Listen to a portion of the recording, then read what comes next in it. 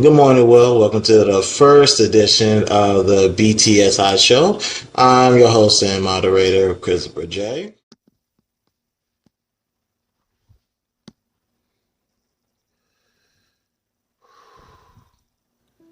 It's just that I didn't want to force this out there. Oh, Lord, y'all just don't know how it feels to be back. I'm trying to tell y'all. I'm going to try to solve this the best way I can. Oh.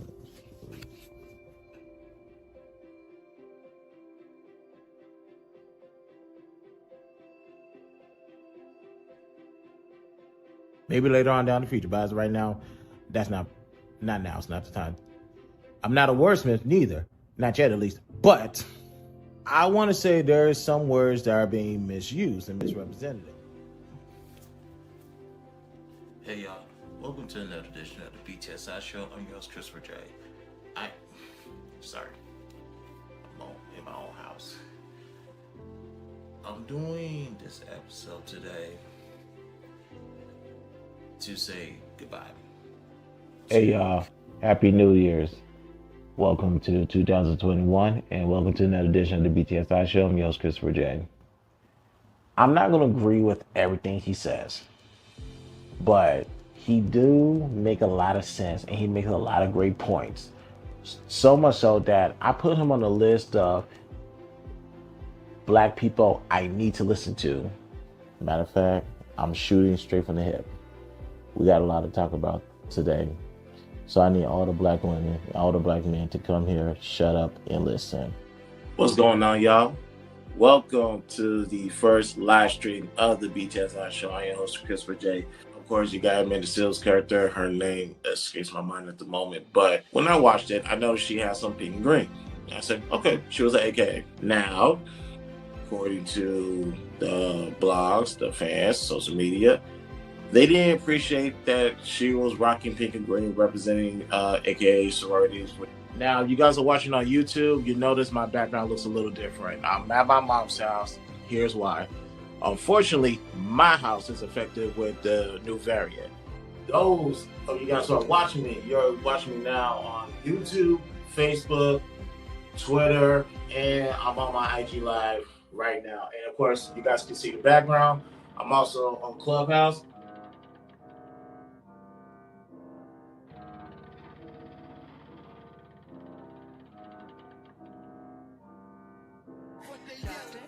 You offended me. You should be fired. I say, if you're offended, you should go talk to your father and go get thicker skin. Here's why. As you got to see, we are in Washington, D.C. I made it to the Capitol building. And guess what? I found a co-host. Ladies and gentlemen, say hello to Brittany B.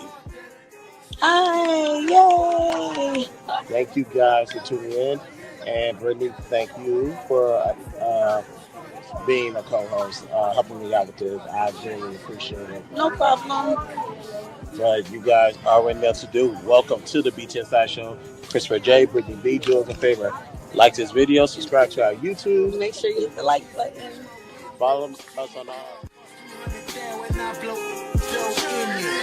You mad cause your daughter put me on spring break?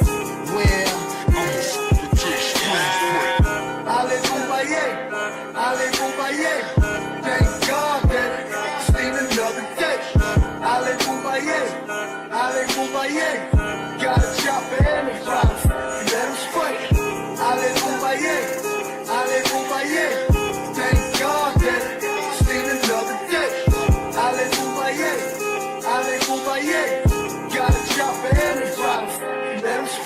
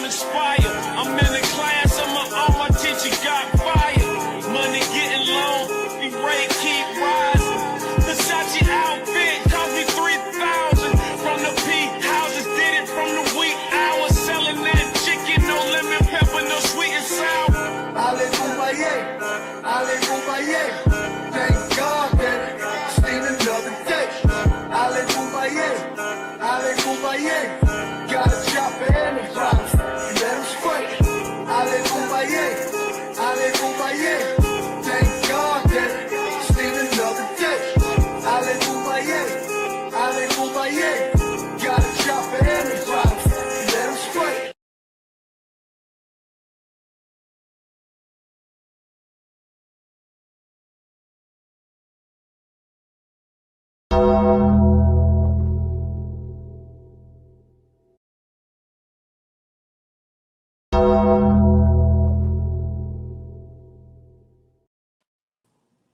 going on, y'all? Welcome to a special edition of the BTSI Show.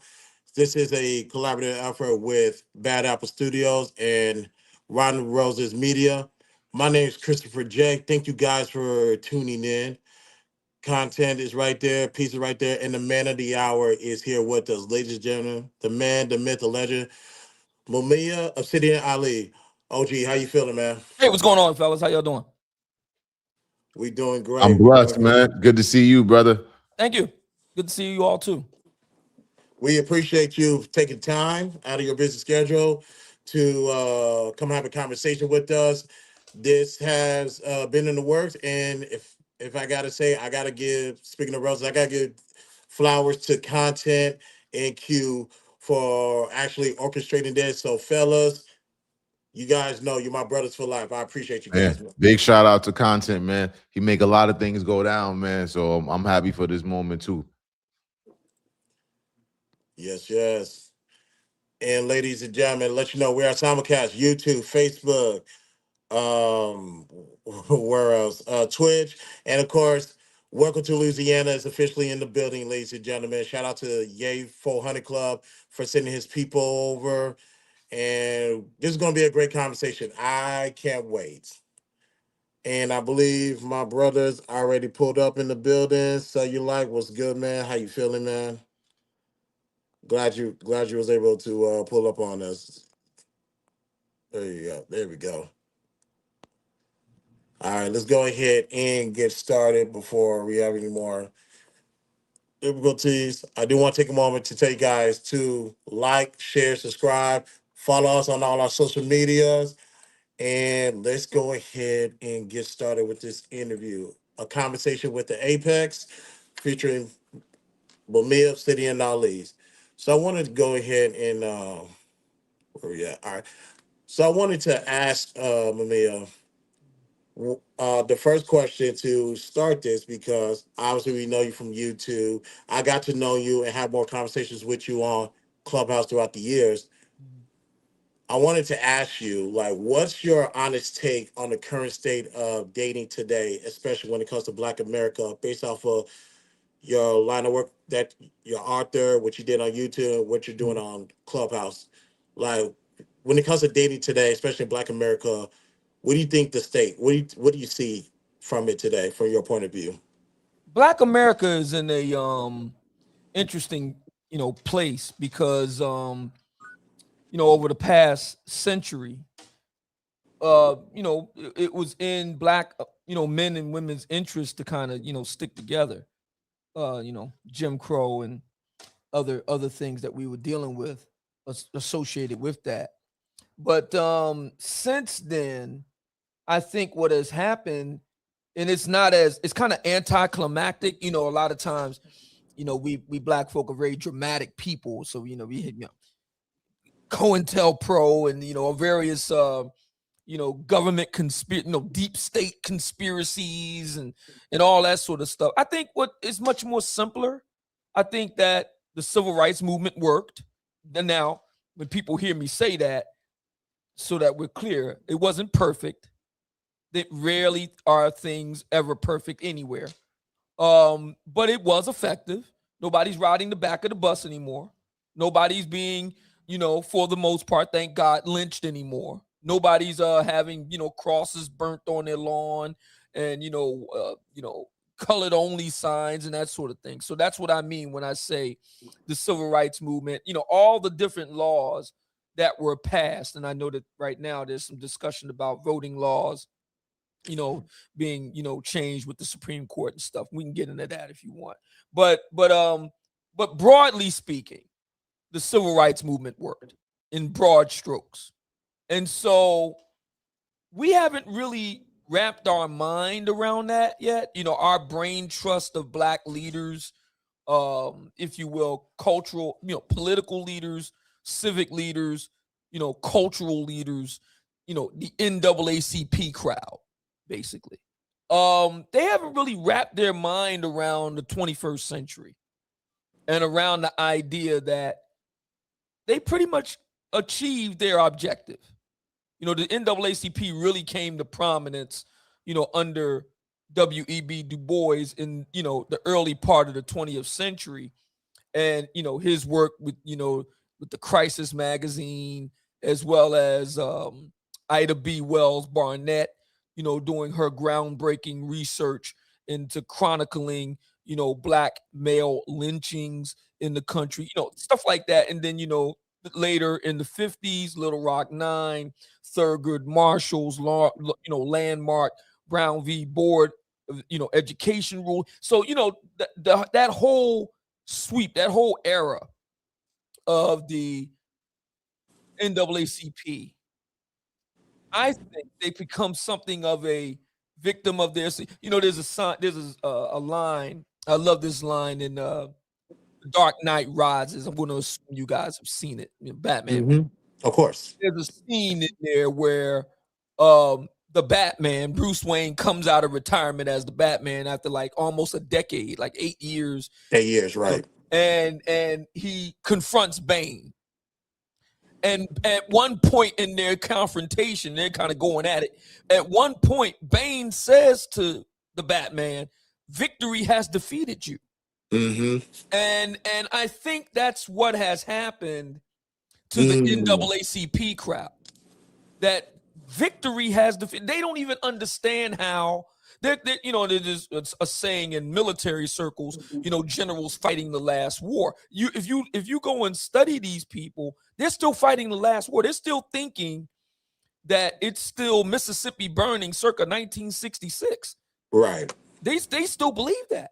You know, it reminds me of, you know, the Japanese. I don't know if y'all know this. In World War II, you know, in the Pacific Theater, the United States defeats Japan with the atomic bomb droppings on Hiroshima and Nagasaki. Right. But there are Japanese soldiers that are, you know, stationed in various islands, and they think that the war is still on. Okay. And they're still fighting that war. And they fighting the war all the way up into the 1960s. You know, they're still hiding in the bush with a bayonet, you know. So these people, the NAACP crowd, I like to call them, they haven't really wrapped their minds around what happens after we win. I don't think they really planned for the day that we win. And what's going on right now, the state of Black America today, we're in the post-civil rights era, and we really don't have a roadmap for how to move ahead. And the big issue, you know, a lot of times, you know, people tell people like me, and I know we're all on Clubhouse, so we've all heard this, you know, we spend too much time talking about relationships. I respectfully disagree. I don't think, I think that we're doing what we need to be doing because we figured everything else out. The voting, yeah, I know that this is back in the news, but largely speaking, you know, we figured the voting rights thing out. We figured the you know, the back of the bus thing out. We figured that out. We figured out all these other, you know, very real concerns. We figured that out for the most part. We figured it out. We haven't really given any thought to the idea that what happens when Black men and Black women are truly free?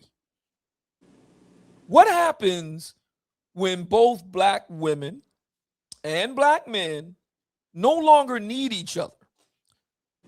The question then becomes, do they want each other? Now, to their credit, Black women have talked about this, much to their credit. Many Black women, I know you've all heard it, many Black women will say those words, you know, I no longer need a man. The question now is whether I want a man. That's a fair point.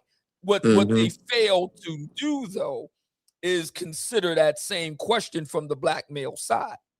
And I think this is part of the reason why the Passport Bros movement, for example, has created such a stir, because in a very real sense, these brothers are saying, I no longer need Black women like that either.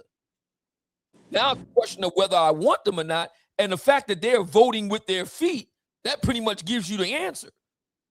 That's what it is. They're at the point where they're getting passports and are actively leaving the country, be that for a weekend, be that for a month, be that for 3 months, 6 months, or just out of the country altogether, an expat, what's undeniable there is that they're saying they no longer need the black woman either. So it now becomes a question of what, and the answer on that is it's obvious, it's no. So I think that Black America, where we are, we're in a period where we really don't know what to make of our freedom. We're still very much, freedom is still very new to us. And this sounds kind of crazy, but if you think about it, we have never really been free until that civil rights period in the 60s. Right, 65 or 68, something like that. So we've only been free now just barely 60 years. Right. And we're still figuring it out what it means to be free. And where we are right now is, can black men and black women thrive together in freedom? Mm-hmm. We could survive in, I guess for lack of a better way of putting it, we could survive in captivity under Jim Crow, when you're coming out of Civil War ends, Reconstruction, rise of the Klan, Jim Crow, all of that going into from, late 19th, now going into the 20th century. And we could figure out a way to, to get along and survive together. The question now becomes in the 21st century, whether we can thrive together. And I think what's going on now is, I think a number of black men and black women are coming to the dawning realization that we want different things. We have differing ideas of what a good life looks like. We have differing ideas of what a family looks like. Like very few black men, very few, and I work with a lot of black men, very few black men will tell you that their idea of and I'm not even bringing in the LGBT piece. I'll leave that completely out of it. Stick strictly on straight or hetero black men and black women. Very few black men will say my idea of a family is a single mom and kids, or my idea of a family is a single dad and kids. Very few black men will say that. Right. The vast majority of black men, if you ask them, what does a family look like to you? They may not say it the way I'm saying it, but this is what it amounts to. Mother, father, sister, brother. That's their idea of a family. Now, if you go and ask black women that same question, you're liable to get answers all over the place. And very often, you will hear, well, a mom and her children can be family, or things of that nature. So my point is, and it's obvious on Clubhouse, just using Clubhouse alone, you just go all over the internet with this. It's obvious that black men and black women have differing ideas, and we're not just talking about like I like vanilla ice cream, you like chocolate. No, I'm talking about like deeply profound different ideas of what a good life looks like, of what a community looks like, of what a family looks like, who leads. I mean, all of these different questions are getting wider and wider, and it's getting harder and harder to ignore. And so now we're at a point where it's I think that where we are right now, I think everybody, and you look at Clubhouse, there's a lot of anxiety over let me put it this way. I statement. What I perceived as a lot of anxiety on a part of both black men and black women. One thing I noticed on Clubhouse, there's a lot of discussion about marriage. Right. And I think the reason why is because we're seeing Black America change in real time. Like the cable news networks. There used to be a time when you only had 3 channels and you would watch the news, 10, 11 o'clock at night, and it was a half an hour or hour of news, and that was it. And you had to wait till the next day. Right. Then CNN came along, and CNN was the first cable news channel where you could see news all the time, 24 hours a day. That's the truth. So what's going on right now with Black America within the social media age? you can see real time. You're getting a real time feed of Black America 24 hours a day, 7 days a week. And you're seeing these changes happening in real time. And that's a deeply anxiety inducing thing for a lot of Black people. So I think one of the reasons why we talk about marriage, for example, so much, is because that gives us a sense of security, real or imagined. That gives us a sense of security. And it kind of grounds us to some extent, or we think it grounds us to some extent, and it gives us this emotional security. When in truth, most Black men are not married. Like 53% of Black men over 35 have never been married. Just under half of all Black women, that age and above have never been married. The default setting in Black America now is singles, and this isn't new. This has been the case since the start of the 21st century. So since 2000, the default setting in Black America now is singleness. It's not married people are the exception in Black America now. So, and we don't really know what to make of that. We don't really know how to grapple with that. Our solution is to go back to, now I'm not trying to make light of this, but our solution is to go back to the March on Washington. And that era has passed. Yeah, it has passed, and obviously we can't go back and reheat Cold franchise. So I get that, but I guess that was where the Black manosphere would come into play as far as the modern day remedy for what's going on in Black America. So I wanted to ask you before we get peace and content in here. Yeah. Like you being there in the beginning from the regular manosphere and transitioning into the Black manosphere, what role did you play in that? Can you give us a backstory of from beginning to where we at right now? Oh, that's easy. The Black man, my involvement, because I'm not the only one that to create or found the Black manosphere. It was me, O'Shea Duke Jackson, and the Angry Man. So it was like three of us, all of us coming independently. Three OGs. We all kind of converged in the summer of 2015. We all kind of converged in the summer of 2015 on YouTube. And but for me, speaking for myself, what did it for me was I just got tired of always being on the outside looking in on these discussions. I noticed that brothers like me were never on the dais. You look at these like Essence and Oprah and that sort of thing, and there was always this highly curated group. I call it the Steve Harvey, Hill Harper types. And you can toss in Michael Baisden, because he was riding high then, and he's still doing well now. I've always, liked Michael Bay, although he's got a touch of Trump derangement syndrome of late. But I think he's kind of going off the rails with that. But nevertheless, there was always this sense of a highly curated selection of Black men that would be in the midst of this sea of Black women on TV or on, and largely this is before social media came along as we know it. So you're looking at the late 20th, early 21st century. TV and real life events. The social mixers of the 90s and early 2000s, and of course Steve Harvey will come along, act like a lady, think like a man, etc., etc. I got tired of brothers like me being left out of the conversation. Now we frequently talked about in absentia, but I got tired of us, always being left out. Right. So I decided to do something about it, and I got myself a laptop and a real cheap headset microphone set, and I started doing podcasts on YouTube in June of 2015.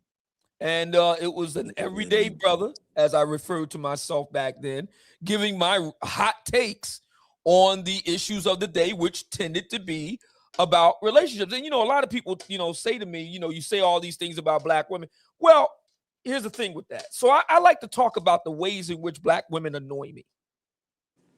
I like to talk about their behavior. You know, I have a phrase, and I don't know if I could use this phrase, black right female ahead. fuckery. That I kind of coined that phrase. You know, I'll have this echo box, you know, black female fuckery, you know, it's the echo reverb, you know.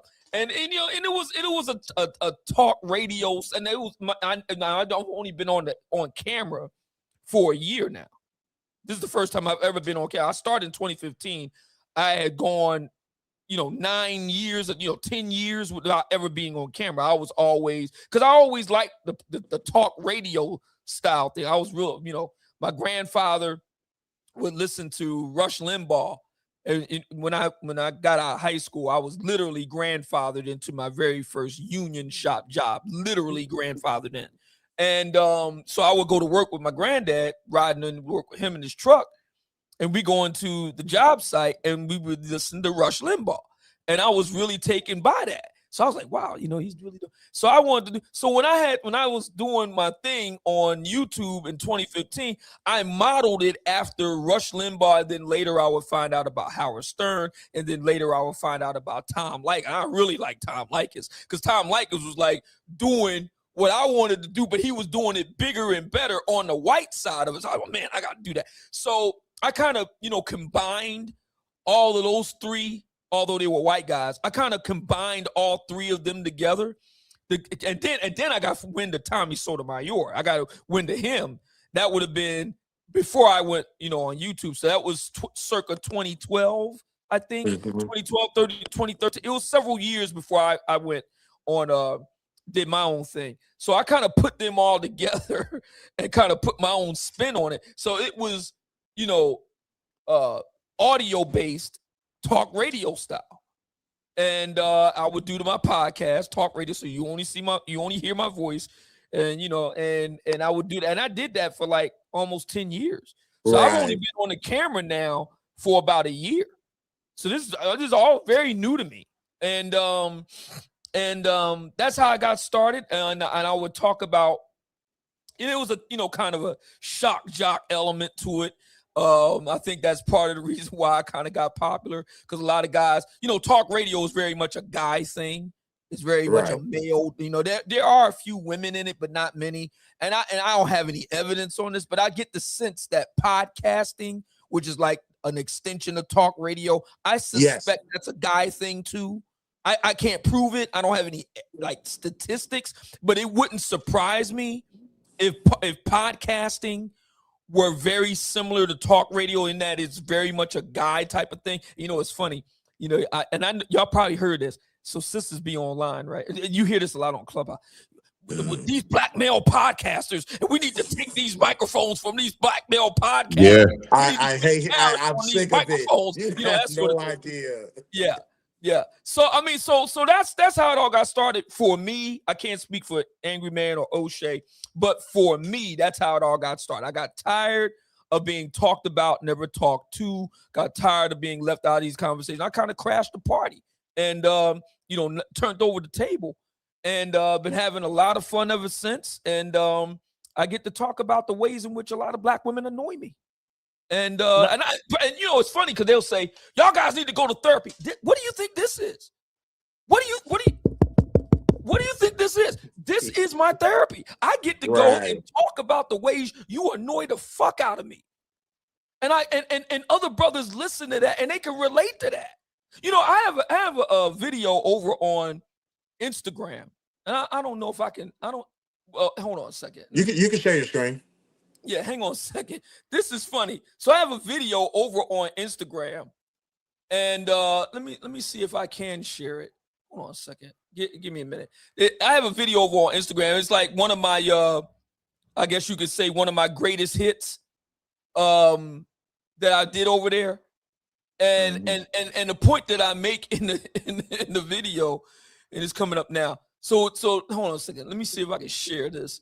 Because it really makes the point. It's one of my biggest hits here. Well, no, hold on a second.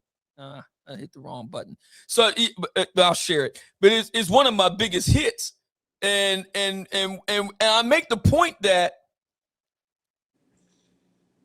The only thing you can really expect, there's a lot of, black women say, in our community, black women have these long lists of expectations, list of standards, list of demands, list of expectations. I'm not saying they don't have a right to it, but you never really hear black men with a you never laundry really hear list. black men with a similar type of deal. And I've always argued that black men really don't have the right to expectations.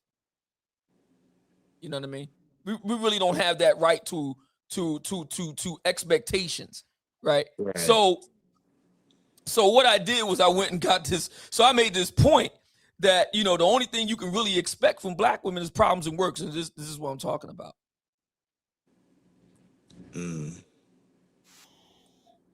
I get it. Let me see. Yeah, because if y'all are gonna let that video rock, I do want to let it rock before I get in. Yeah, I'm gonna let it rock. Here it is. As you get older, are problems that you are tasked to solve, that you are tasked to tolerate, that you are tasked to put up with in the name of the community. Now you're being selfish. Don't you dare ask, what's in it for me? Oh, then now you're selfish, because relationships suggest reciprocity. Where's the reciprocity? Where is it? And the only thing that you can expect, black man, from black women is problem. Now, they're never going to admit it. Tonight's conversation is never going to admit it, but that's the truth. The only thing you can expect are problems. Not joy, not pleasure, not orgasmic bliss, not good times, not smiles, problems. Work. Be honest. When is the last time a black woman in your life was fun? That's the reason why we put it in the 5F conference. Fit, feminine, friendly, faithful, and fun. When was the last time a black woman was fun? And be honest. Tell the truth and shame the devil. When's the last time you saw a black woman in your life that was fun? Most black women are work. They are. They're like a community cleanup project.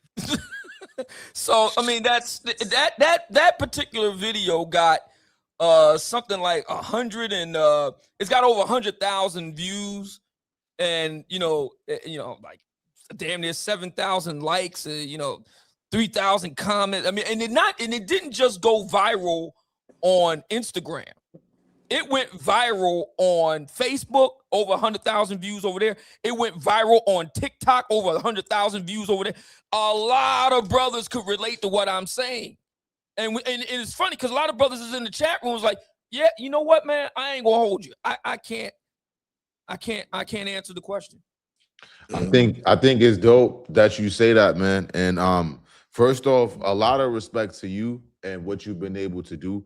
I think it was really dope that before you guys begin to really make sure that our voices were heard, or just men's voices were being heard rather than us just being spoken about. I think once the mic came on, now all of a sudden it was like, yo, let's cut the mic off. But it's like, hey, we just got here. We just started saying things. We just started responding. Why is it time to cut the mic off so fast, Yeah. But in all respects, man, I got to give 100% salute to you. You are responsible for a lot of things. I love how you modestly did not add this in there. You were also responsible for making Patreon a cool thing. Is that true or false? Well, I've been on Patreon now for 10 years. Matter of fact, shameless plug, because I could really use the money. www.patreon.mumia Obsidian Ali. So I'll put it in the chat room. www.patreon.com/Mumia Obsidian Ali. Become a patron, $5, $10. I kind of operate on a free will system over there. Choose your weapon, set it and forget it. I drop posts. I do some freebies, but I also drop posts behind the paywall for brothers as well. Talk about all kind of stuff. If you want me to address a topic, you know what to do. Hit that tip jar. $ Obsidian Radio, Cash App it. I'll talk about whatever you want to talk about. You see, the reason why that's so important to me, brother, is because sometimes it takes somebody to take a step themselves for people to recognize, damn, that's a better step. And I know that so many people, especially in this dating community of YouTube, they don't necessarily understand how to monetize before YouTube gives them the opportunity to, I guess, Yeah, you know? yeah. So just seeing the way that you were able to kind of not only make it cool, but also not gatekeep it and make sure that other people knew about it, because a lot of other people did run with it after. You know, YouTube. So I've had a rocky relationship with YouTube from day one. And if I knew now, hindsight's 2020. If I knew now what I knew back then, I would have never gone to YouTube. Now there's half a dozen in one hand, six in the other. So there's a trade-off on that. Had I not gone to YouTube, we wouldn't be talking right now, because you wouldn't know about me. I would have been on Rumble. Rumble is much less, even now, Rumble is much less known than YouTube. But Very true. From a censorship standpoint, and YouTube is very censorious from a censorship standpoint, et cetera, an ideological standpoint, and all the rest of it.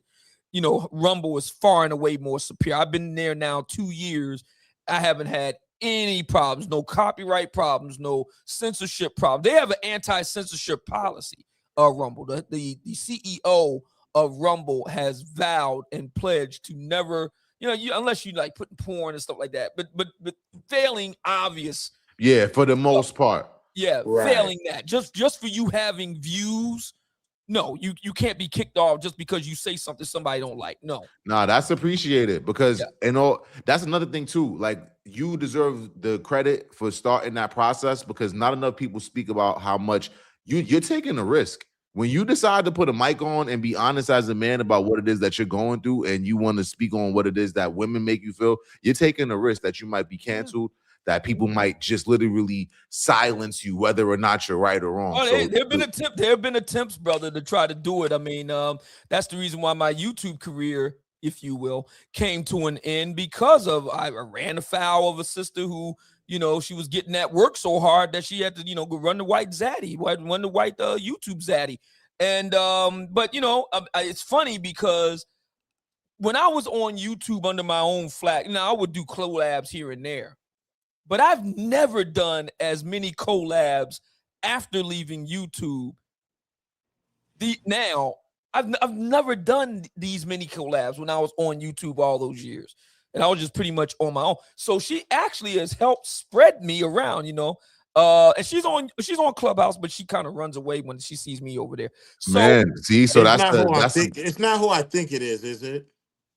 Oh, it's That's the impetus of this book, Toxic Femininity, The Black Man's Guide to Modern Black Feminism. And you know what's crazy? Salute to you with this book thing, because I wanted to ask a few questions on that. We're not gonna start with that one. Yeah. Let's kind of go back. Mm-hmm. When we speak about your book, the book of Obsidian, a manual for the 21st century Black American gentleman. The one that started it all, yeah. Yeah, can we? Because I'm the kind of person, I like to start at chapter 1, literally, no pun intended. So with that said, can you go ahead and speak on what even made you write that book? Yeah, what happened in life with alignment for you to recognize that you need to take your talents to actually writing books? Yeah, so I was a writer before I was a podcaster. So, and that happened. I was a tradesman for 22 years, and February 9th, 2009, I had a bad workplace accident, and that led to my unceremonious end of a 22-year career. And while I was convalescing at home one day, and I was in bed, and I had my laptop literally on my lap, sitting up in bed, and I'm tooling around on the internet, and you kind of go down the rabbit hole. I ran across a guy named Paul Elam. And Paul Elam at the time was writing for an outfit called Men News Daily.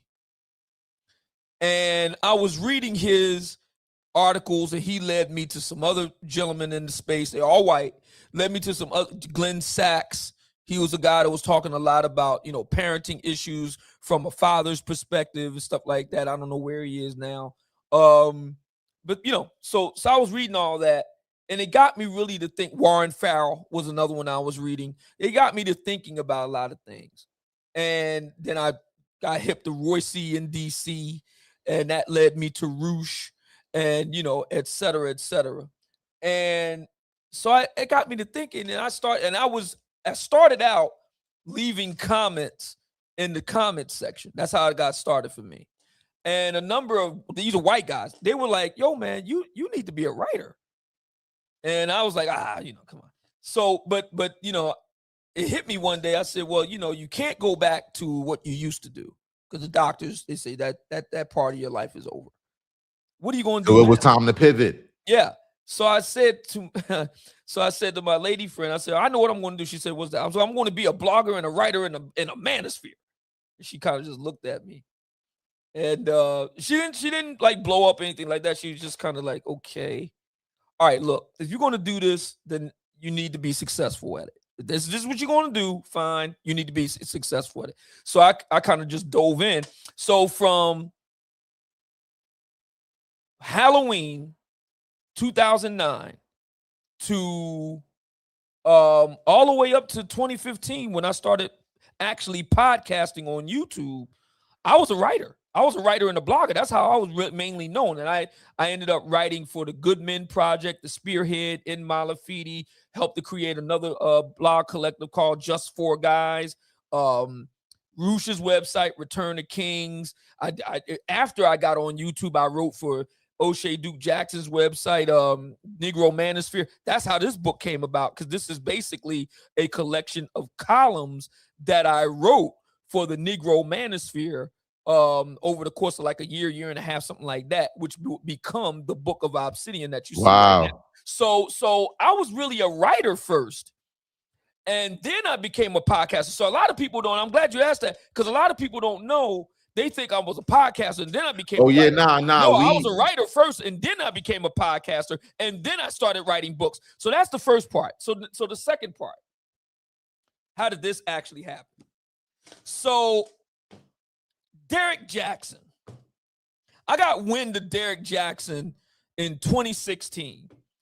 I consider him, every super. Now, I was a big fan of comic books. Right? How popular was he in 2016? He was always popular. Now, he's grown, but he was always pretty popular right off the rip. And I had put him in my crosshairs as early as 2016, going after him. I got so many podcasts. I got a whole archive of podcasts on Derek Jackson where I just go in on him, the overgrown simp. I just go in on his ass, So I got a whole bunch. Yeah, I gotta turn y'all guys on to that. So in any event, so from 2016 to 2019, I'm going in on him. Just like every week, I'm going in on him. And I finally got wind of the fact that he, Ace Metaphor, and Stefan Labassiere, aka Stefan Speaks, they're going to have this tour, the I Love Me Self-Love tour, right? They're going to tour around, and the lovely ladies come out to see them. So I said, this is a great opportunity for me to, because I want to see what the hubbub is all about. Let me see what this is all about. So I dragged my lady friend along, and everybody's thinking, the girls that the women thinking that she's coming to see Derek, because she didn't really like that. She was really upset about that. But anyway, I drug her along so she could be my beard, my plausible deniability. so I'm going there, right? And I actually met him, in person, face to face. And he's definitely the fuckboy that I thought he was. Remember your famous line, the late Denny Green, they are who we thought they were. You know what I mean? Yeah, yeah. So I'm sitting in the crowd. It's a sellout crowd. I mean, it's literally standing room only. You got black women standing, holding up the wall, and it's like over 1,000 women in attendance, from all points along the Eastern Seaboard coming to see this guy. So I'm sitting there, and they got their merch tables and stuff like that out there with their books. Derek Jackson's got his books. And I'm sitting there, and I'm like fuming, and not for the reasons you think. Like, I'm not jealous of Derek Jackson or anything like that. I think he's like an idiot. But nevertheless, I'm sitting there like, wait a minute. If these guys can do it, I know I can do it. And that I made the decision right then and there. I'm going to write a book, but it's not going to be a book for black women. It's going to be a book for black men. And that's how, when I got back, that was May 4th, 2019. And I got back home the next day, May 5th. Because May 4th was a Saturday. May 5th was a Sunday. I emailed O'Shea Duke Jackson and say, listen, I got an idea that I had been thinking all night long. Me and my one of the prices to get her to be my +1 at this event was that I had to get her, you know, I had to buy a lot of wine, and she loves Chanel, so I had to get a Coco Chanel, and then I had to take her out real nice dinner, so I had to, you know, kind of bribe her to do this. So after I did all of that, and I got back home, and I was thinking, the gears were turning all night long. I'm thinking, that morning, Sunday morning, I emailed O'Shea. I said, listen, I got an idea. Would you be interested in a weekly column about black men on dating and mating and relationships and stuff? He said, as it turns out, I just happen to have not only one spot, but several spots. So I need a guy that could do that, because he had several other people, among them Alan Roger Curry and Donovan Sharp, but they had left. So it created, you know, a big vacant spot for me. So I ended up writing columns, and I started that summer, and I wrote columns from the summer, like June of 2019, all the way up to early 2020, like January 2020. And I finished it. That's a wrap. And then I spent another month or so just, you know, getting everything together and the typesetting and all that, and having it published. And it came out, and then the pandemic hit in March. So I was like, oh shit. So I had to sit on the book for a year because of the pandemic. So we had plans to do a big rollout, and I had to sit on it. So sat on the book, waited until the spring of 2021. And I'm really thinking like, oh man, I hope this isn't too late now. You know, I did all this work, and it's too late for me to bring out the book. So I said, I got to bring out the book. I can't, you know, and I raised money for it. I, you know, did crowdfunding for it and all, go get funding and all that, you know, kind of like the GoFundMe. It's a kind of website that's similar to that. So I raised money to do the book. And then, you know, of course, you know, black folks, you know, where the book coming out? When the book coming out? You like Dr. Umar Johnson? So I finally dropped the book in the spring of 2021. By then, Kevin Samuels was no longer just a backbencher. He was now becoming a straight up internet star. And one night, and it was funny because it was the summer of hell for me. And I was really, you know, I had back flare-ups from the old back work injuries. I was really, really not feeling good. And this would have been June of 2021. And my best friend Zamani called me. And he said, yo, man, Kevin is talking about your book. I said, what? He said, yeah, man, he's on the air right now on YouTube. He's talking about your book. So I dragged myself out of bed feeling horrible. And there he is endorsing the book. Book becomes the #1 bestseller right off the rip. My very first book, #1 Amazon, and the rest they say is history. So really, you know, it's all Derek Jackson's fault, because you know, had I not gone to that event, that would not have been the catalyst for me to say, you know what, I'm gonna write a book, and it ended up becoming a #1 bestseller. So that's how it all happened. Man, congratulations, man. I think it's not enough people in this world that get their respect for something that is amazing. I believe that is something amazing that you deserve all your respect for. You know, there's a brother in the chat room that says a thick book. Yeah, you know, that's another thing. You know, it's 404. You know what? Hold on. It's 446 pages and 42 chapters. And there's a reason why the book looks the way it does. It's weighty and all that. There's a reason for it. Because what I have found, go back to Derek Jackson. So Derek Jackson writes these little pamphlets, you know, these little slim books. Tony Gaskins is another one, writes these little slim books, you know, 100 pages or whatever. And I didn't want to do that. I wanted to write a book that was really impactful. And I had, I had no idea what the hell I was doing writing books. So I just would do a lot of research. I look at the Bible. I look at, War and Peace. As a matter of fact, Kevin called this War and Peace. I would look at, big, epic, books. I would look at that because I wanted the book to be bold. I wanted to be, who the fuck do you think you are? You know what I mean? That sort of thing. I wanted it to be a door stopper. I wanted it to be something significant, literally weighty.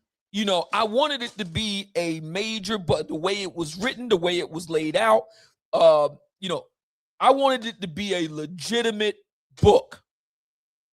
And from the look of it, from the title, from the look, I wanted it bold. I didn't want any pictures or anything like that. I wanted it to look serious.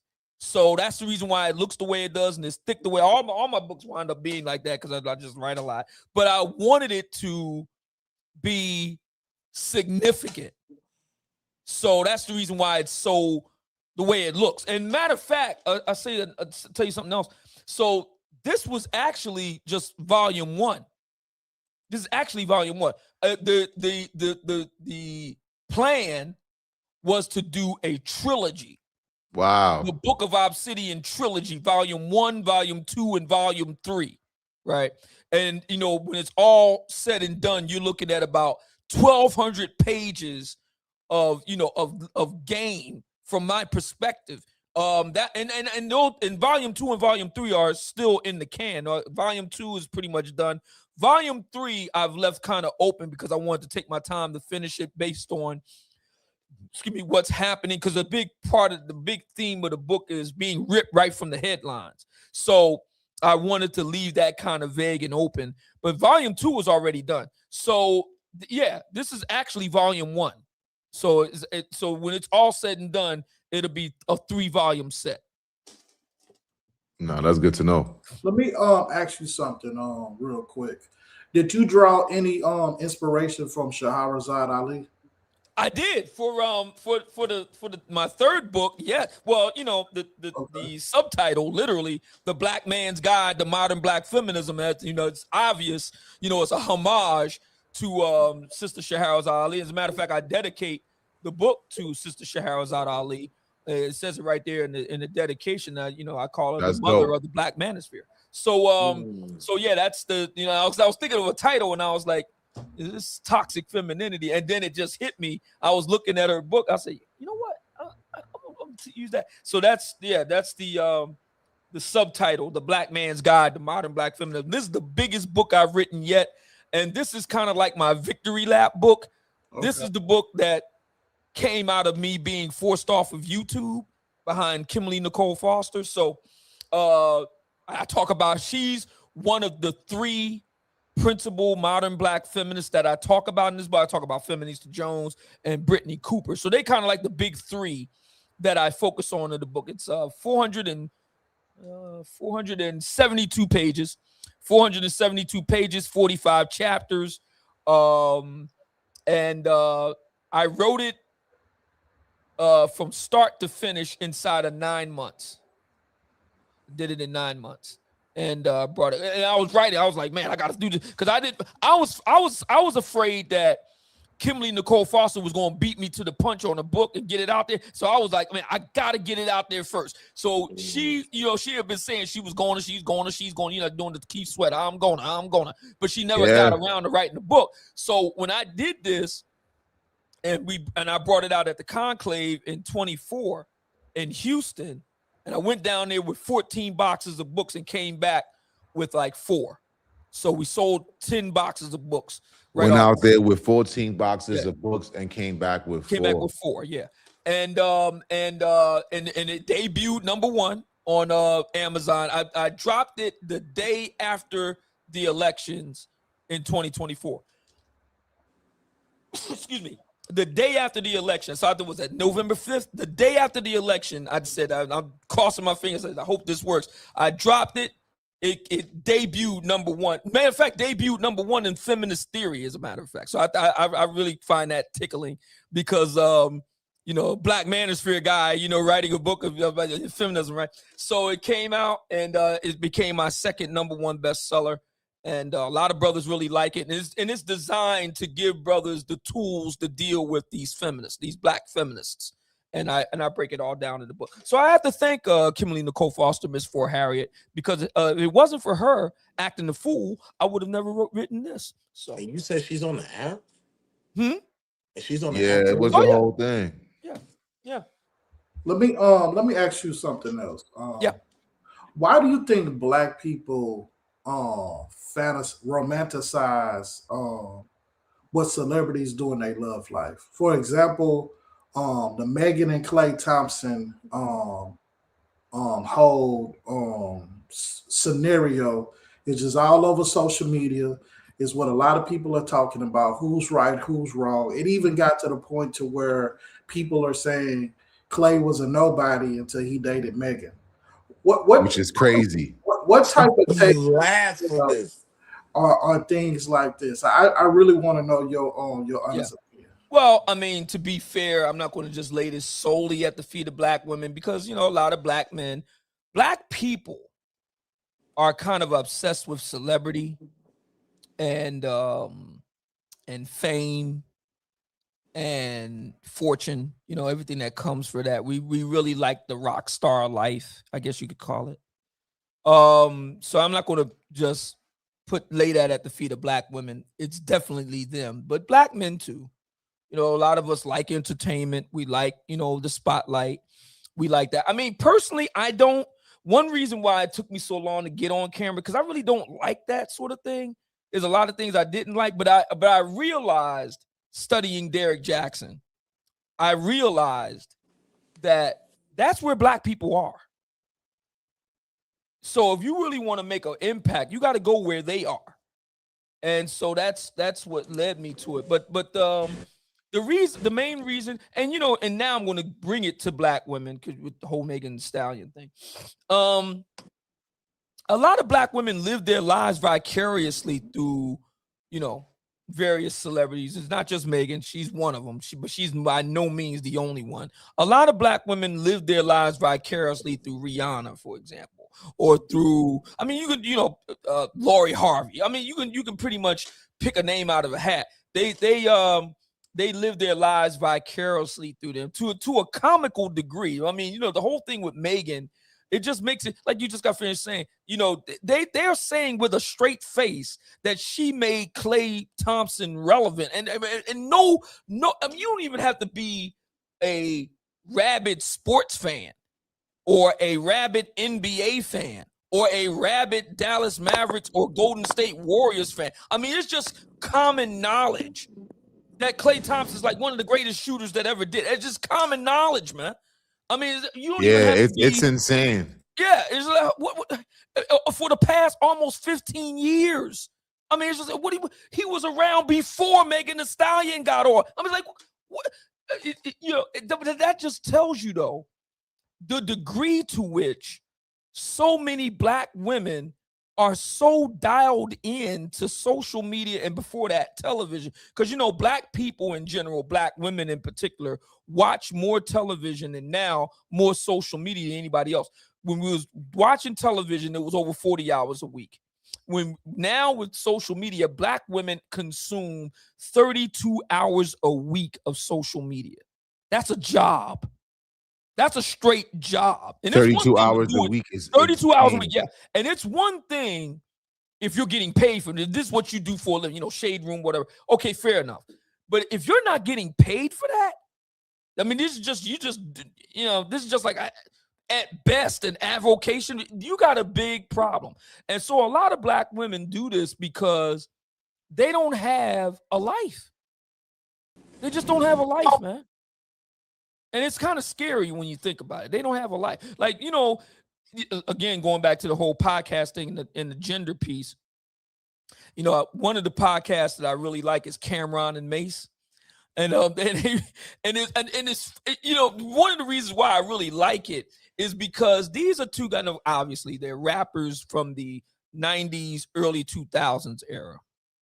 And they have been able to parlay that into a sports podcast. Now you think to yourself, you say, wait a minute, Cameron and Mason sport, but it works. Exactly. It works. And then they're able to then, from there weave in, pop cultural stuff. To tell you the truth, I enjoy their podcast more than Shannon Sharp, to tell you the truth. I just think it's more entertaining. And it is much more no holds barred. You know what I mean? And I really, Mace kind of is like the I'm not, hype man wouldn't be the right word. He's more like the straight man. That's the best word. He's more like the straight man to Cameron, because Cameron's the one that really be cutting up and acting the fool. So I looked at him and Mace talking about Megan Thee Stallion, and he hit the nail right on the head. He hit the nail right on the head. Like, look, man. I mean, he said everybody knows that when you're a woman and you start going out with rappers and ballers, it's pretty much over. You're a pass around at that point. Everybody knows that. Everyone knows it. He's like, what are we doing here? I mean, he's like, he talked about the Corey Lanez piece. He talked about, which a lot, I tell you, a lot of, now, obviously, I knew about Tory Lanez and the trial and so on, obviously. But I really underestimated just how deeply so many black men feel a way about that. A lot of black men really feel some kind of way about that. They really do. It took me aback. And so this whole dust up with Megan Thee Stallion right now, a lot of brothers is like, yo, man, she railroaded Tory Lanez. She did him bad, really wrong. I had a lot of guys contact me. So there's that part of it that Cameron spoke to. Then it's the other part he spoke to, the pass around piece, spoke to that. Then it's the other piece, which was really big for me, which is, look, Megan Thee Stallion has built an entire career out of her sexuality. She has a right to do that. Her body, her choice. I have no issue with that. But where I draw the line is you're not going to be out, and I'm not going to call any names, you're not going to be out here making a career out of your sexuality. And then when things get hot and shit get real, now you calling on me to be a gentleman about it. No, you forfeit that, sister. You forfeit. If you're going to, so that we're clear, I am not saying that Megan Thee Stallion doesn't have the right to do it. She has a right to do it. Fair enough. Matter of fact, I until this whole thing jumped off, I didn't even mention Megan Thee Stallion. I just stayed quiet. The whole WAP song came out. I ain't say nothing. The whole thing with Tory Lanez went down. I ain't say nothing. I just stayed quiet until this situation went down. Then I said, okay, enough is enough. All right, enough is enough. I think a lot of men share the same sentiments, exactly how you said it. Yeah. Like yeah, if it was one Meg Thee Stallion thing, men would have never said anything. Right. But Exactly. seeing this one, Right. so many men came out like, you know what? I have to finally say I'm not with this. So you're saying something that a lot of men feel. Yeah. And again, and I want to be clear because I know you've got some sisters that listen to. So I am not against a sister having a sex life. I am not against sisters having, getting sexual pleasure, having a pleasurable relationship with a man or a number of men. I'm not one of these brothers. How many men have you been with? Hey, listen, that's your thing. Fine. Here's where I do draw the line, though. That should be private. Should nobody know what y'all do? That should be private. The minute you make it public is where I draw the line. See, now that tells me I'm not dealing with a lady no more. I'm dealing with a lady of the evening. I'm trying to be diplomatic about this. I'm dealing with a lady of the evening now. I'm not dealing with a respectable lady in broad daylight. Now I'm dealing with the freaks come out at night. Once that happens, all bets are off. Look, and man, I heard Stephen A speak on that. Like, he got on Meg, like, Meg, this is none of our business. You volunteered this information. What Clay is doing right now is what he's supposed to be doing, saying absolutely nothing and focus on work. I wouldn't have known this, or we wouldn't have known this, had Meg just kept this to herself. Correct. Exactly. And that is, since so many black women want to make this into a cause celeb, well, how about this? Ladies, not all, But ladies, for whom it applies, many of you ladies don't know how to keep your mouth shut. Many of you ladies, as soon as something go down, you ready to get on social media and talk about it. Now, again, you can do it, but brothers, like you said, Q, a lot of brothers are saying, listen, man, enough is enough. All right. We've reached the breaking point on this. And that's why she's getting so much pushback from so many all over the internet. She's getting so much pushback because brothers like, listen, man, this is going too far. This is gone, and she's jumped the shark on this thing. Are y'all aware of the statements that Clay did put out? No. Okay. Nope, I'm not at all. Okay, let me enlighten y'all. Clay put out a statement that said she was asking for $700K a month for upkeep. When he denied her request, that's when everything changed. Oh, wow. He said that he was spending between $200,000 and $300,000 a month paying bills for her and giving her like miscellaneous money to do stuff with. Hold. She's got an estimated net worth of $40 million. Why is he paying her bills? I don't know, but he said that he was giving her $300K a month and she was asking for $700,000.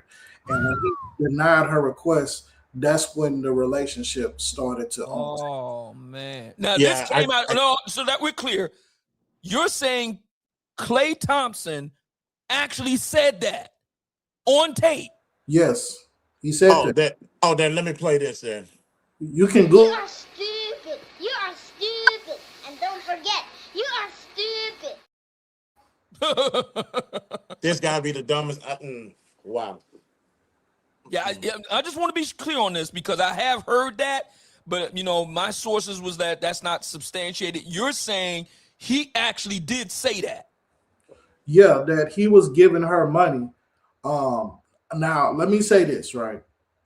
They have tweets, and people can fake tweets. Right. I saw the tweet on a blog channel, right? On Instagram. But it was also said that when she asked for more money, he made a post and he verbally said that was when their relationship started going downhill. So he actually made an actual post, but he didn't say any amounts. On the blogs, it got amounts, but he said that she asked for more money. So he insinuated that he was giving her money every month.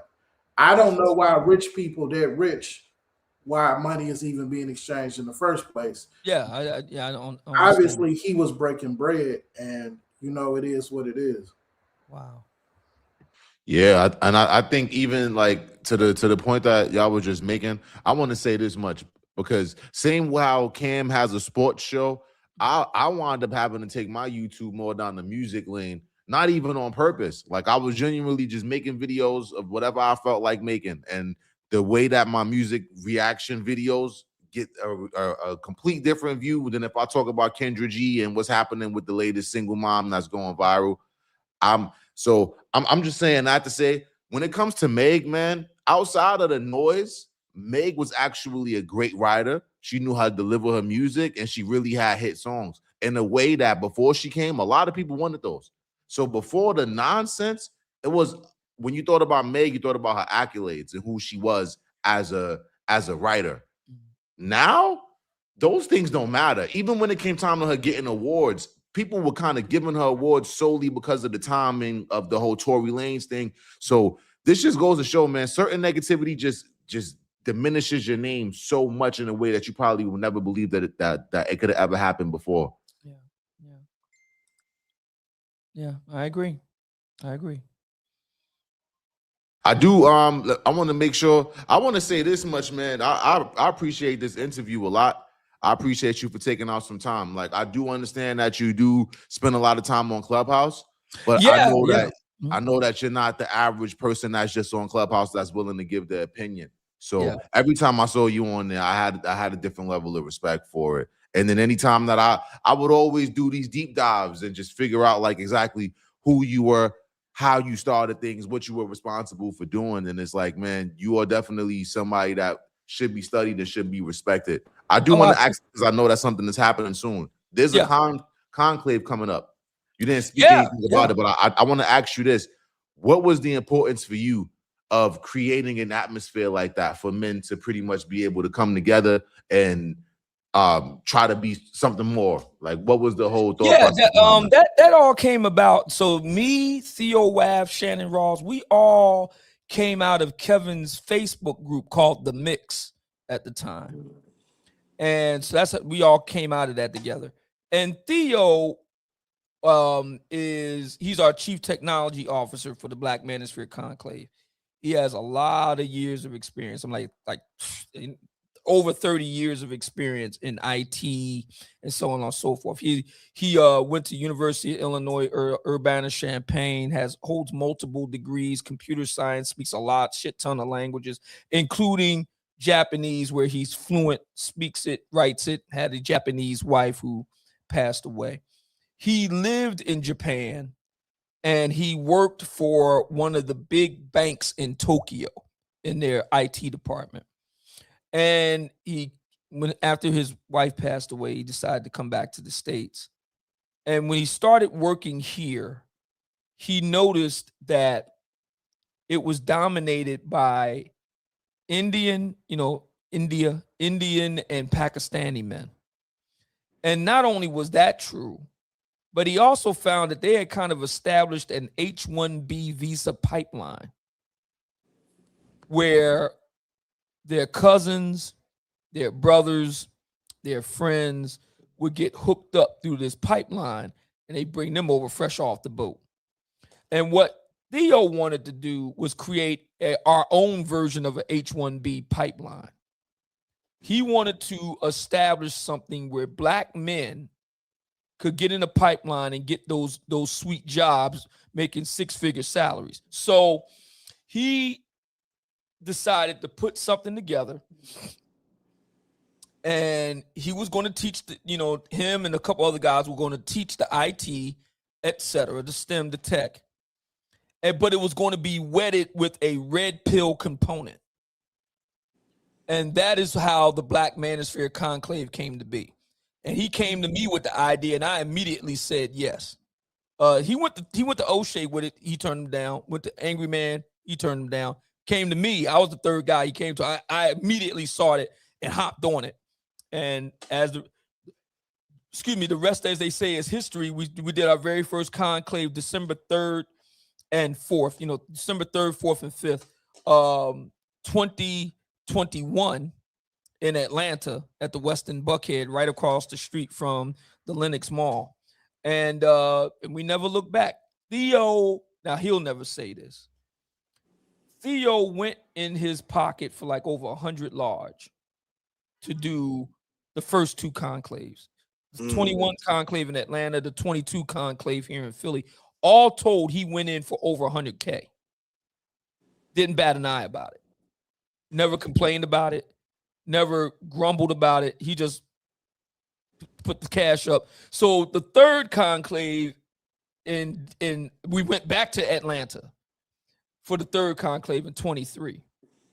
Me and Shannon was like, we can't keep. We called him the Bank of Theo at this point. I said, listen, we can't keep. We got to start making some money at this thing. So we did. We brought in the lead attorney. He was our keynote speaker. And we had a number of other brothers, Carnell Smith. We had a number of brothers that came in. Nathan Best, he came in. A constable, he basically put his life on the line in the line of duty in Atlanta. He's doing Mission Impossible type shit, hanging off of cars on the highway. No, you can actually look this up. He's hanging off the car like Tom Cruise or some shit. Doing that. So we ended up, and we was like, fingers crossed, but we ended up making a modest profit from 23, and that told us we can actually do this as a business. So we've been rolling ever since. We are completely independently funded. We get funded from our ticket sales. We don't take any ad funding. We don't have a marketing team. You're looking at the marketing team. You're looking at it. That's amazing. Yeah.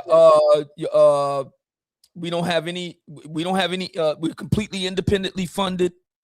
And we've been doing this now for 5 years straight. We've had more than 5 marriages. brothers have gotten married. You know, a strange thing happens, and they've done studies in this over in Denmark. So they've done the study. Denmark is one of the most feminist, egalitarian societies on planet Earth. All the Scandinavian countries, which is kind of ironic. This is where the Vikings came from. But all of the Scandinavian countries today are the most feminist friendly on planet Earth. I mean, they have actual don't take my word for this. They have actual policies where it's mandated. You must have X number of women in the government. You must have X number of women on the boards of your companies. You must have, that sort of thing. So they did a study in Denmark. They found that when you pay men well, they get married and have kids. When you pay women well, they spend it on themselves. Okay. We found that out with the conclave. When brothers start making money, and we put a number on it. When a brother when he starts going beyond 75K, he starts getting married. Once he cracks that, if he's below that, he's not likely to get married. If he starts going beyond 75K, going in six-figure territory, he's gonna get married. And we've had black men who have done nothing but marry black women in Africa. All of the 5 marriages that we've generated from 23 forward, all of them have gotten married from Morocco to South Africa and everywhere in between. And we just had a brother last year coming out of Miami. He just moved to Kenya. We had a brother get married in Kenya, Nairobi. We just had another brother move to Nairobi, so he's probably going to get married this year. So we've had a number of brothers getting married, making money. They leaked in level. They're doing a lot of great things. We're now starting to do stuff for the sisters. Now we got a 5F conference. We just launched it last year. So they have their own thing. It's kind of like their Spelman to our Morehouse, if you will. So that's we have amazing. that. So we're doing a number of things with the conclave. It's really great. It really is special. We are the only outfit that caters to black men that does what we do. I mean, we call it Theo University. Theo University is on par with MIT, and I am not joking. It's on par with them in terms of what they do. It teaches artificial intelligence, databasing, information technology, cybersecurity. So yeah, and cloud computing. Yeah. No, that's amazing. And actually, I wanted to. I got to do it all over again, I guess. You brought up something pertaining to Red Pill. Now, I want to ask you this before we get into how you came and discovered Clubhouse. A few months ago, I was having a conversation with a friend of mine because I forgot how we got on the topic of Red Pill, but her final disposition was Red Pill is anti-black and also anti-black history. So I'm gonna try to sum up her text that she sent me, because when she told me this, I was like, what the hell are you talking about? Now, she said it's a belief system created by white men who doesn't fit the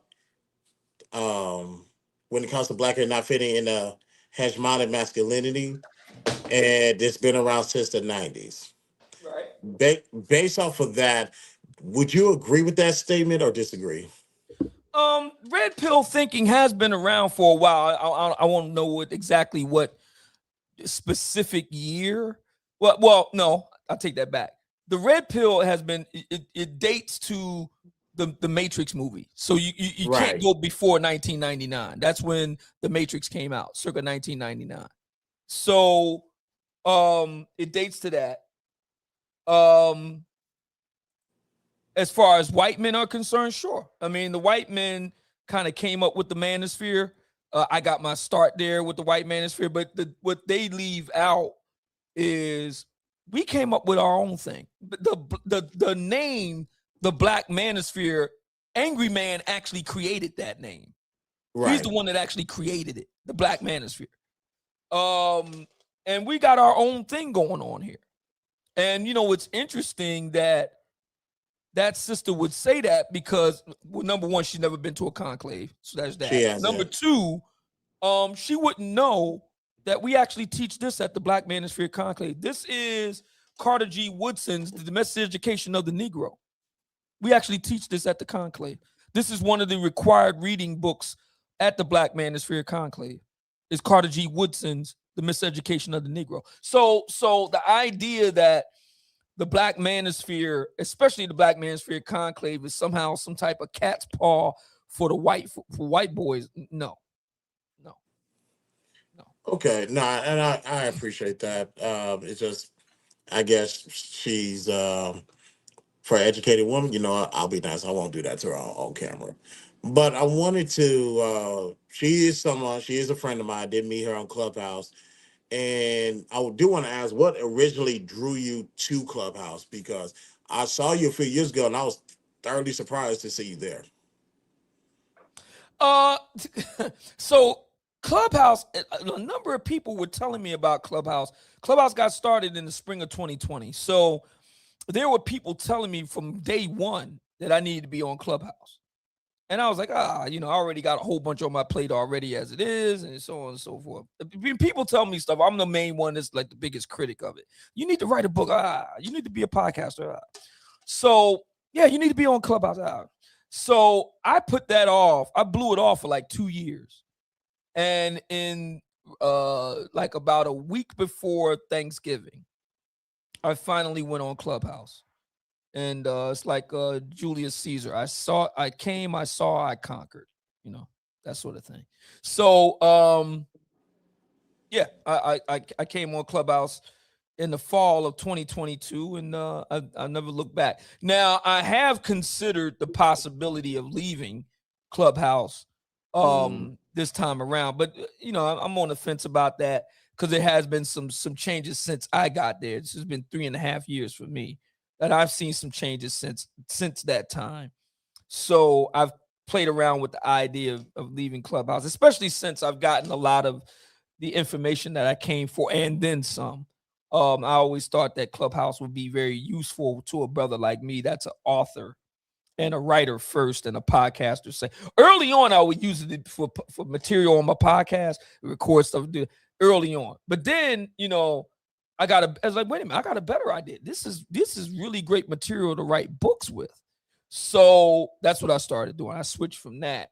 So, you hear people, don't be recording me, Mumia. No, I'm not recording you. I'm just going to use this information for a book. And I'll talk about you, but I just won't use your name. And yeah.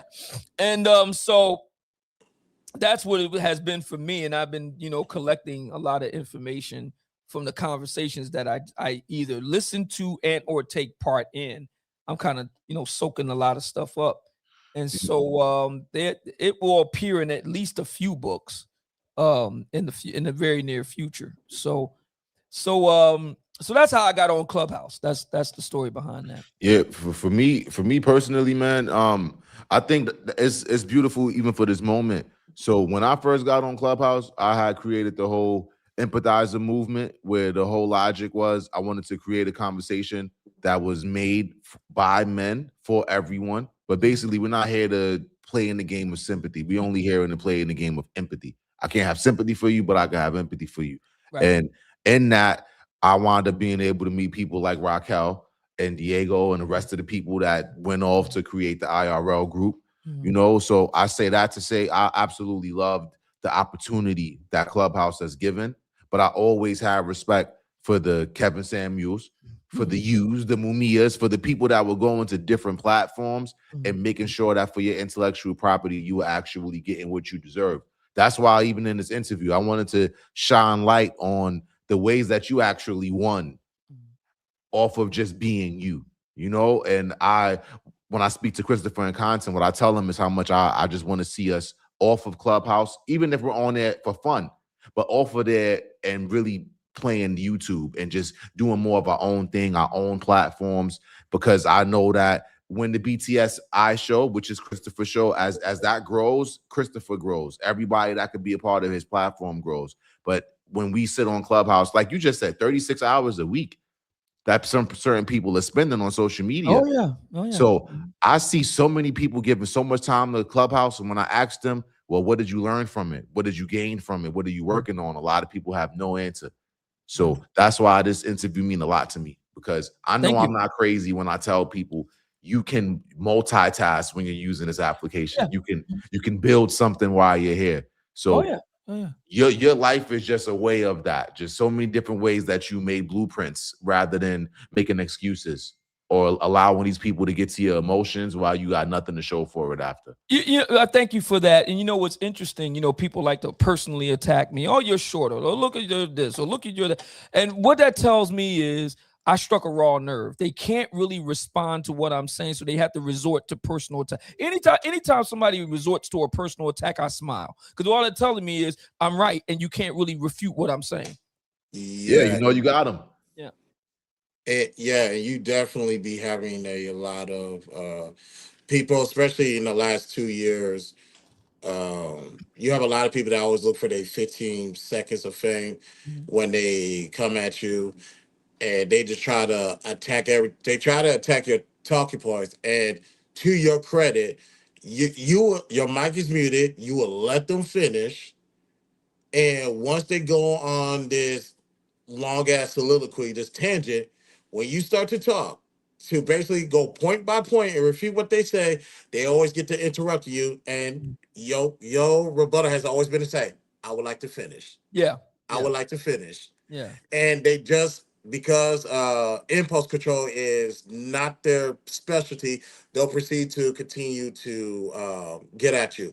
However, there are some good ones on there. I wanted to ask, when it comes to the content creators on Clubhouse, what are your thoughts on them overall, and who are your personal favorites on Clubhouse? Yes. I like Big E. I think Big E does a good job of salute to Big E, man. Shout out to Big E. Yeah, he does Big a good E job. beats.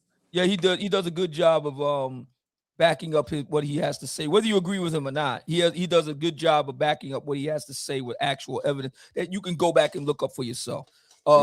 So he's big. Dr. B, my conclave brother, he's another one that'll kill you.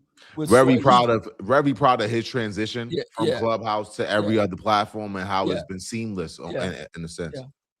He's another one that backs up a lot of what he has to say. Jarvis is another brother. Shout out to Jarvis, man. Yes. Shout out to Jarvis. Yes. He says, he always backs up what he says. Mainly the brothers and some sisters. There's not many, but some sisters, but mainly brothers that back up what they have to say.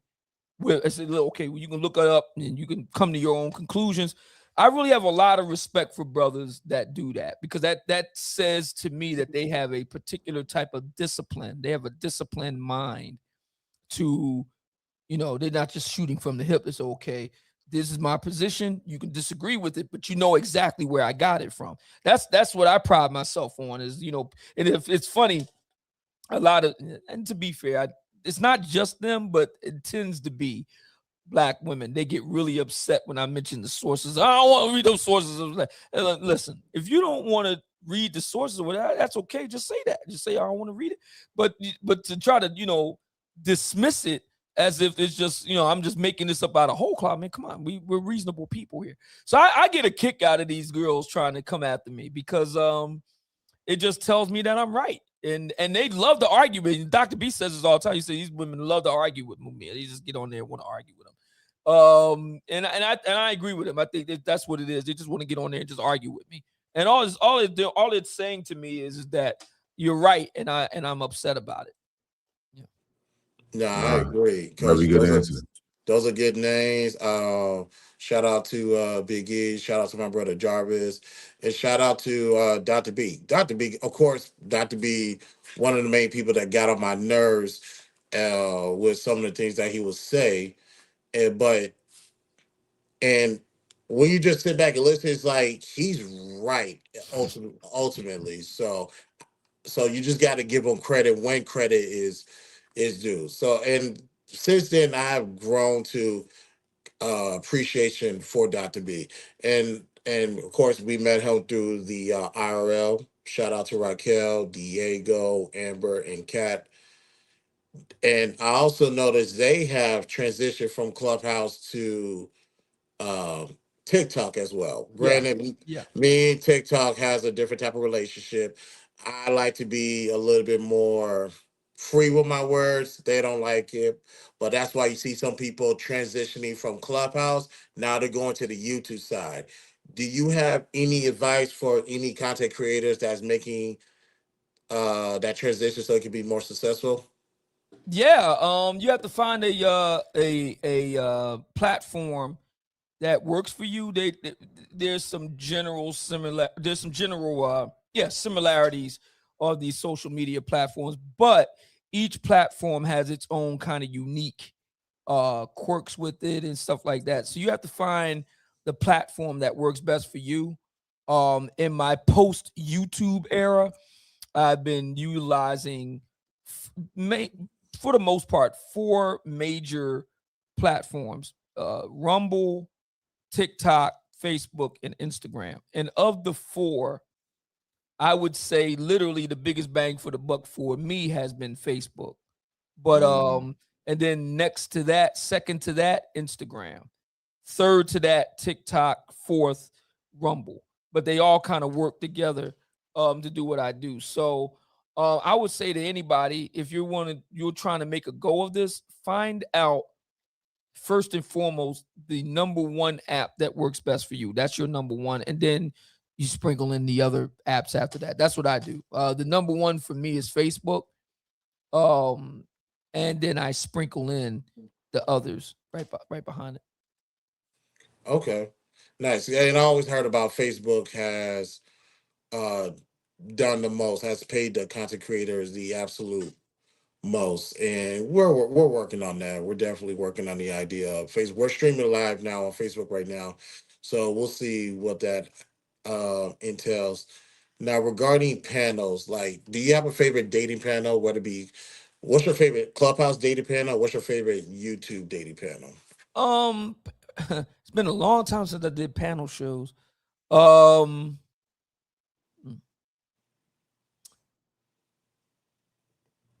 that's a good question. I can't think of any off the top of my head. I tell you what I think is absolutely ridiculous though. On a related but different note, Pop the Balloon. I think Pop the Balloon is ridiculous, and I've wondered why so many black men are so willing to go on that show and humiliate themselves. I don't understand that. It's ridiculous. I think it's a great concept. I just think it's been infiltrated by influencers. You see so many influencers on Pop the Balloon, you can only assume people there to go viral. It just gets to a point like I'm gonna tell you, I heard about Kevin Samuels on Clubhouse. So when I first came to Clubhouse, I was doing music rooms where we would the artists would play their songs, we select a winner, we give them money. You get what I'm saying? And all of the people that invited me, because Clubhouse used to be invite only. They phased out. You know what I'm saying? A lot of OGs not on the app no more. Celebrities used to be there, and that's how I transitioned to the relationship side. And it just became so performative that I realized the performative side has transitioned even onto the other platforms. The first video that I watched of Kevin was the Average at Best. I thought it was a skit. I didn't know that it was real.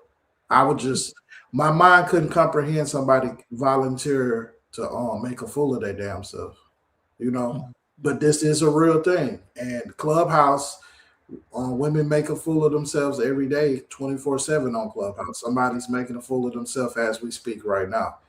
But the point that I'm making is Pop the Balloon, I think it was a great idea.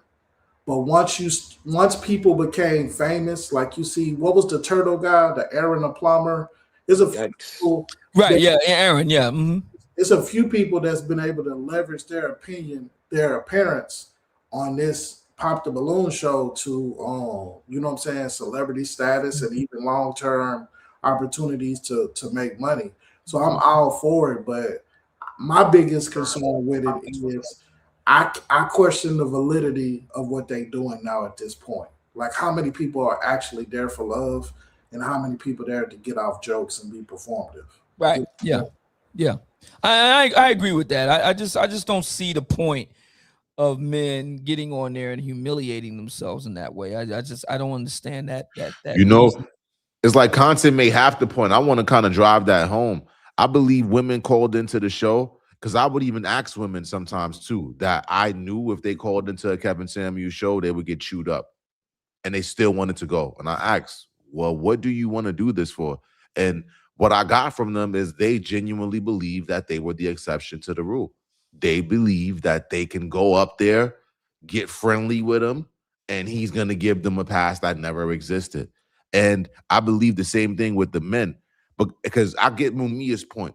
In all respects, if you're a guy that no one knows, you risk such a high chance of being disrespected for no reason, almost just for being there, you know. But then at the same time, I think the reason why the men would even be willing to even try is because it can also go really well, you know. So I think it's one of those things where people are not really thinking about how bad it could go until it already is bad, and people are taking into consideration how good it can go, and maybe that's why they go out there to do it. Me personally, I'm good. I saw one video which I know was a parody.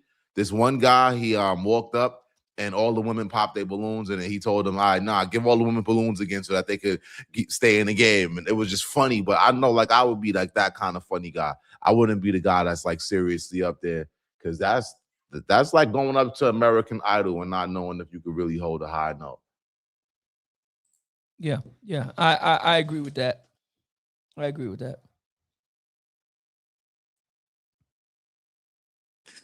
All right, and this has been a really, really productive conversation. And like I said, to content, to peace, I appreciate it. Mumia, I appreciate you as well for taking the time because, like I said, you and I had our conversations. You have been a interesting person to talk to and also interesting person to learn from, and just to get your perspective on how you able to uh, see things and view this life that we're walking, especially as Black people in the Black community.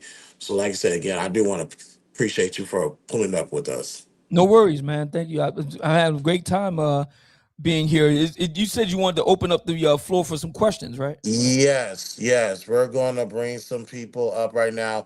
Those in the chat, you better cam up, or else you ain't coming up. Now, if I know you, like Nacho and Swan, that's one thing. If I don't know you, you better cam up. We ain't doing no P bombing here on my channel. So we have our guy PhD, Skinny PhD's in the building, Nacho's in the building, and so is Swan.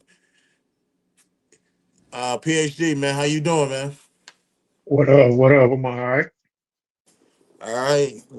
You have any questions for Mamiya? This is your opportunity. What? You know what, man? I'm disappointed, man, because Mamiya didn't mention me, man. You know what I'm saying? So I'm kind of disappointed in him, but it's all love though. Hey, what's going on, PhD? How you doing, man? What's happening, man? My thing is, because we got to get down to it, man. Are we in a crisis as far as black mate selection? Are we in a crisis?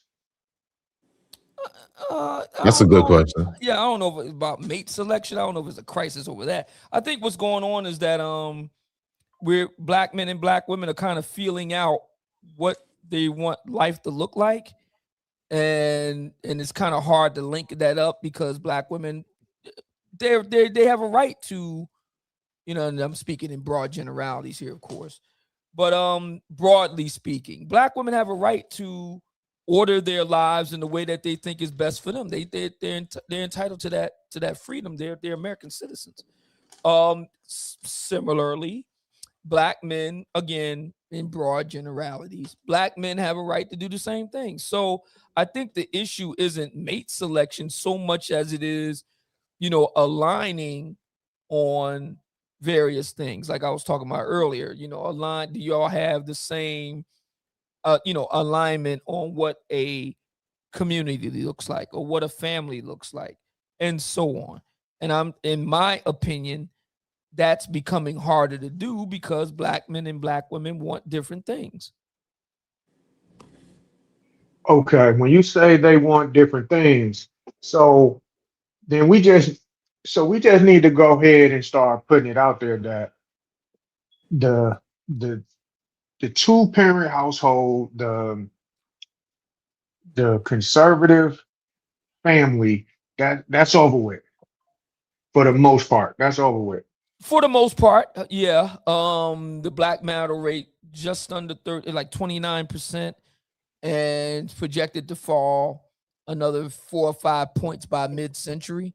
So roughly 25% by then, by circa 2050, 2055, something like that. Yeah. I mean, at And that point, and you're looking at our at that point, you're literally looking at 1 in 4, a marriage rate of 1 in 4 at that point. You're literally looking at that. So yeah, for the most part, it'll be pretty much a wrap. Yeah. okay, and black women are just choosing a path. The path that's next for them is just to be pumped and dumped, as you say. That's one of your phrases Mhm. for the rest of their adult lives. Uh, I mean, that's a harsh way of putting it, admittedly, but more or less, yeah. I mean, And you know, I want to Okay. kind of I want to kind of add something to that because I like how you worded it. I believe I would stand with that 100%. Men are saying something different and wanting something different than women are saying and wanting for themselves. I think PhD asks a good question. Like, okay, so now that we recognize that, what is this? What's the end goal or what's the end game here?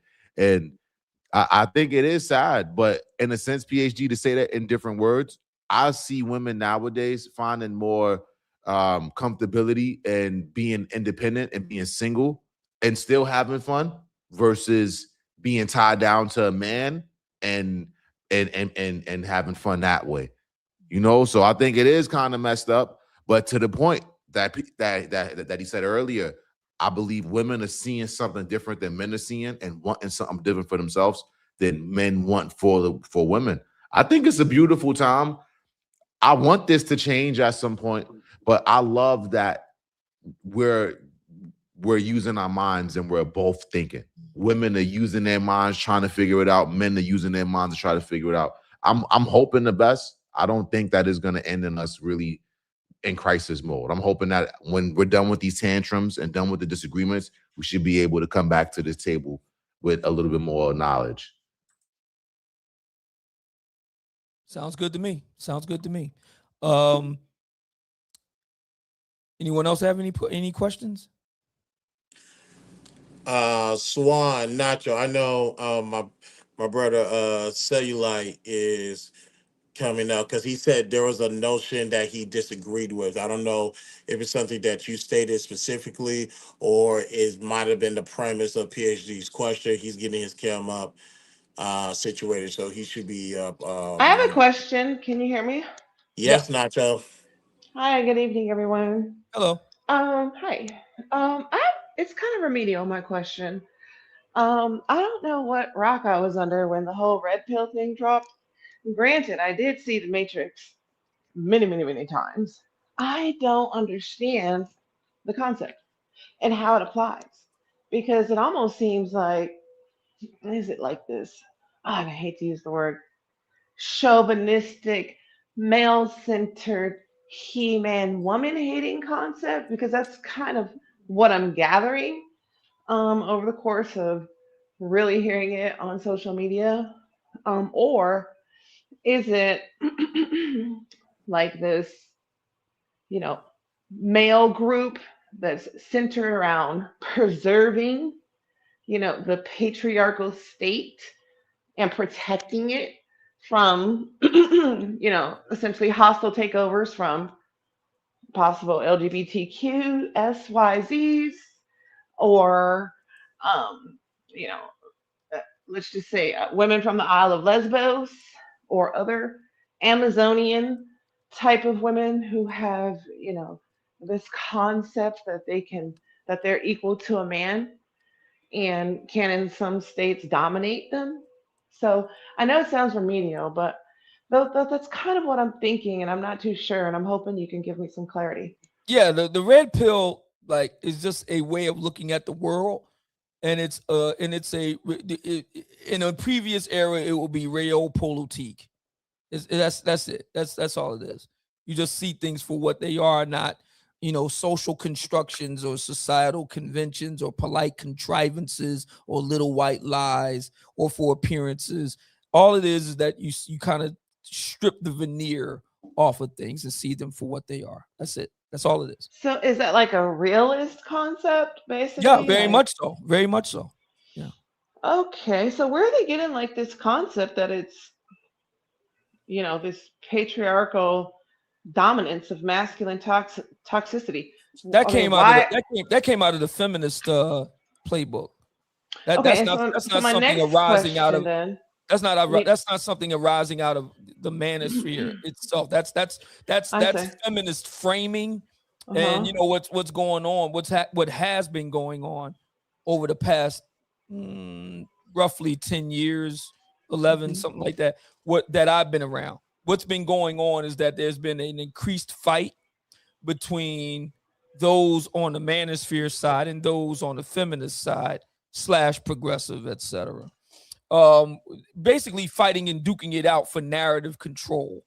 So before the black manosphere came along, black feminists were able and progressives were able to kind of frame everything. And now that you have the black manospherians like myself coming along writing books, and podcasts and appearing on podcasts like this one and so on and so forth, you're starting to see actual pushback and ideas being tested.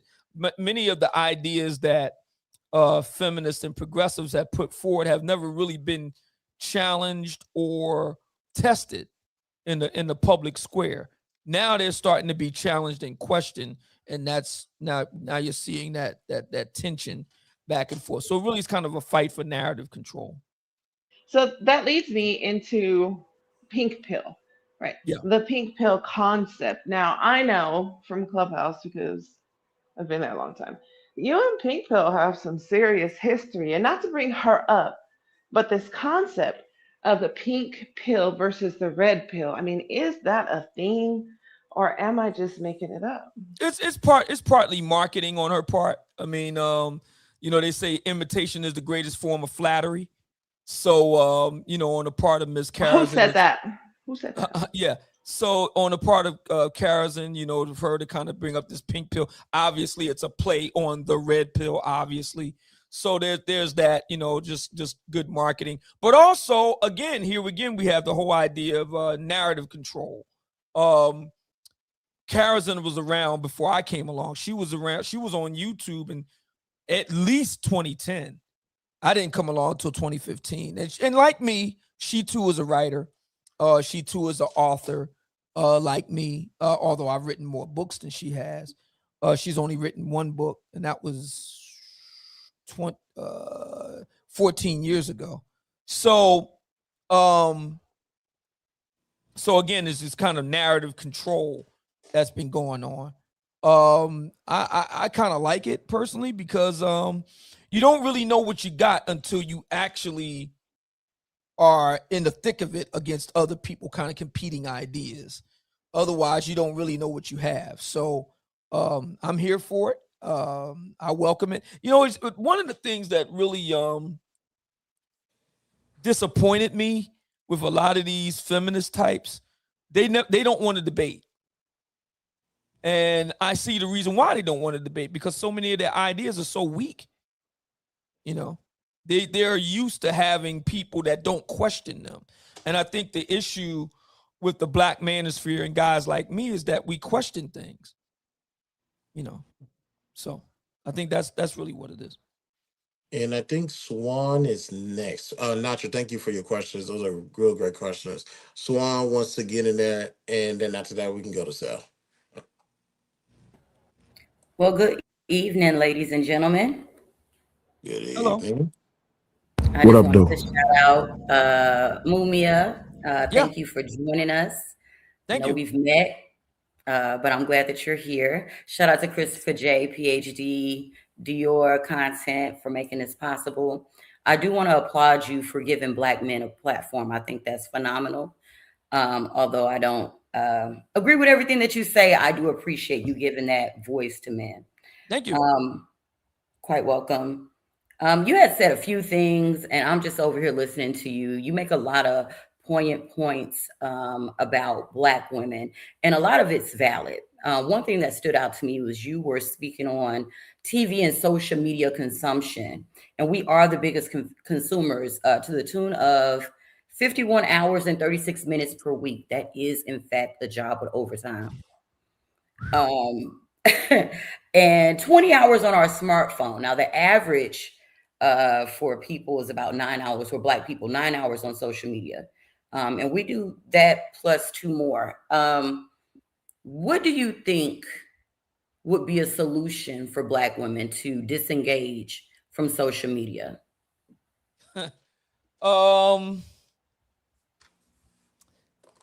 Wow. To disengage from, I honestly don't think you have a better chance of getting Black men.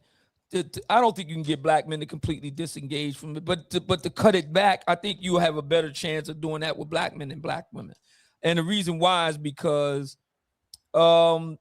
social media is very compelling for a lot of Black women. There's a lot of really, soft life, going back to Crystal Caris and Pink Pill. That's kind of her lane of late. And when I say of late, within the last, say, 6 years or so, her lane has really been soft life, divester type of content. Very aspirational, and this dovetails in with the Megan Thee Stallion and reality TV and all that. So that's a really big, that's very alluring, and it has a really strong pull. So I don't see many Black women voluntarily unplugging from that. I think you have a better chance of unplugging some Black men than you will Black women, to tell you the truth. And I just don't. I think the reason why is because, like I said, it's so compelling. I mean, it's just better than what they got in their day-to-day lives. Most Black women don't have very interesting day-to-day lives. It's a lot of tedium. It's a lot of ordinary. In some instances, it's kind of depressing or demoralizing. So I can understand. I mean, it's escapism, essentially. It's escapism. So a lot of Black women have, lives that are not, particularly interesting or exciting or compelling. And you look at these women living these lavish lifestyles. And I mean, it's kind of like lifestyles of rich and famous for Black women. Who wouldn't want that, right? So I think that's the main reason why it's going to be so difficult to disentangle Black women from that. So I appreciate your response, and I'm going to hand the mic over. I have a bunch of questions for you, but I'm going to try and space it out while you're here. So would you agree that a lot of news breaks first on social media, like TMZ, World Star? A lot of times we get those stories before they hit the mainstream media. Yeah. So with that being said, you said something earlier about anxiety and what derives from watching CNN and things like that. Remember the orange level, the green level, the yellow. Remember all of that shit after 9/11? That creates a kind of asphyxiation on knowing what's going to happen next, because that was just so abrupt and jarring for everybody. But we also have the political angst where people are worried about what the hell Donald Trump is doing. Hello? My bad. Keep going. Okay. I apologize. I got confused. I just thought, I was trying to get Star straightened up in here. My bad.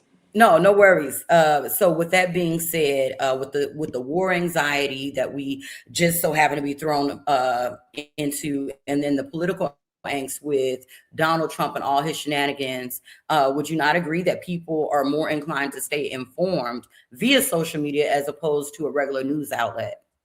Oh, absolutely. I mean, this is especially true for younger people, under 30. I can't remember the exact statistic, but basically it goes like this: that younger people under 30. So we're talking, late teen, college age kids, young adults. So they get their news almost exclusively from social media, TikTok, Instagram, stuff like that. They almost exclusively at this point. So yeah.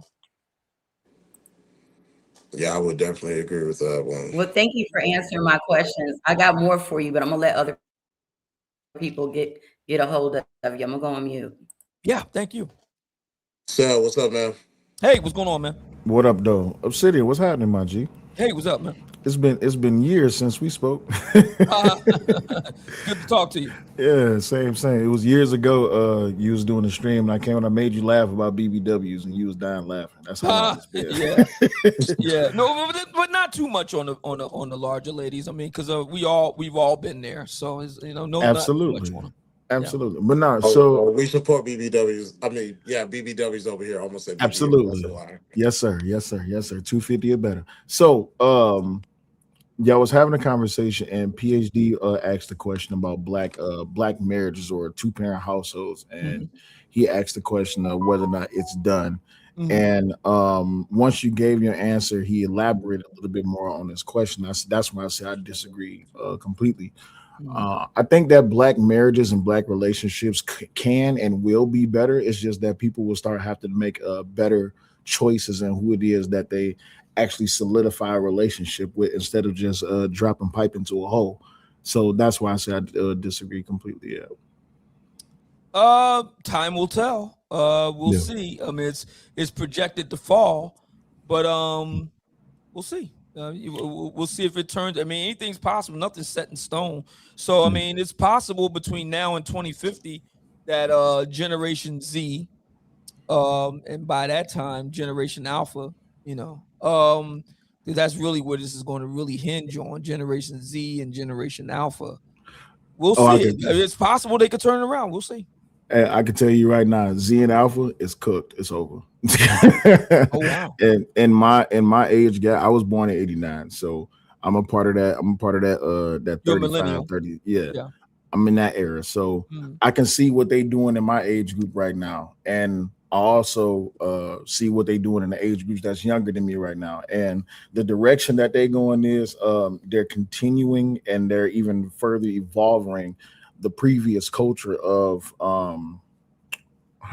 pimp and whore culture, pretty much. And it's now going into a whole completely different direction, because they pretty much was adopted by the Rainbow Coalition and the Brigade of Gay Frogs. So now it's just like everybody's just out here dropping everything off of that. And there's no morals, there's no values, there's no traditionalisms. No one's getting married anymore. People's not staying in marriages.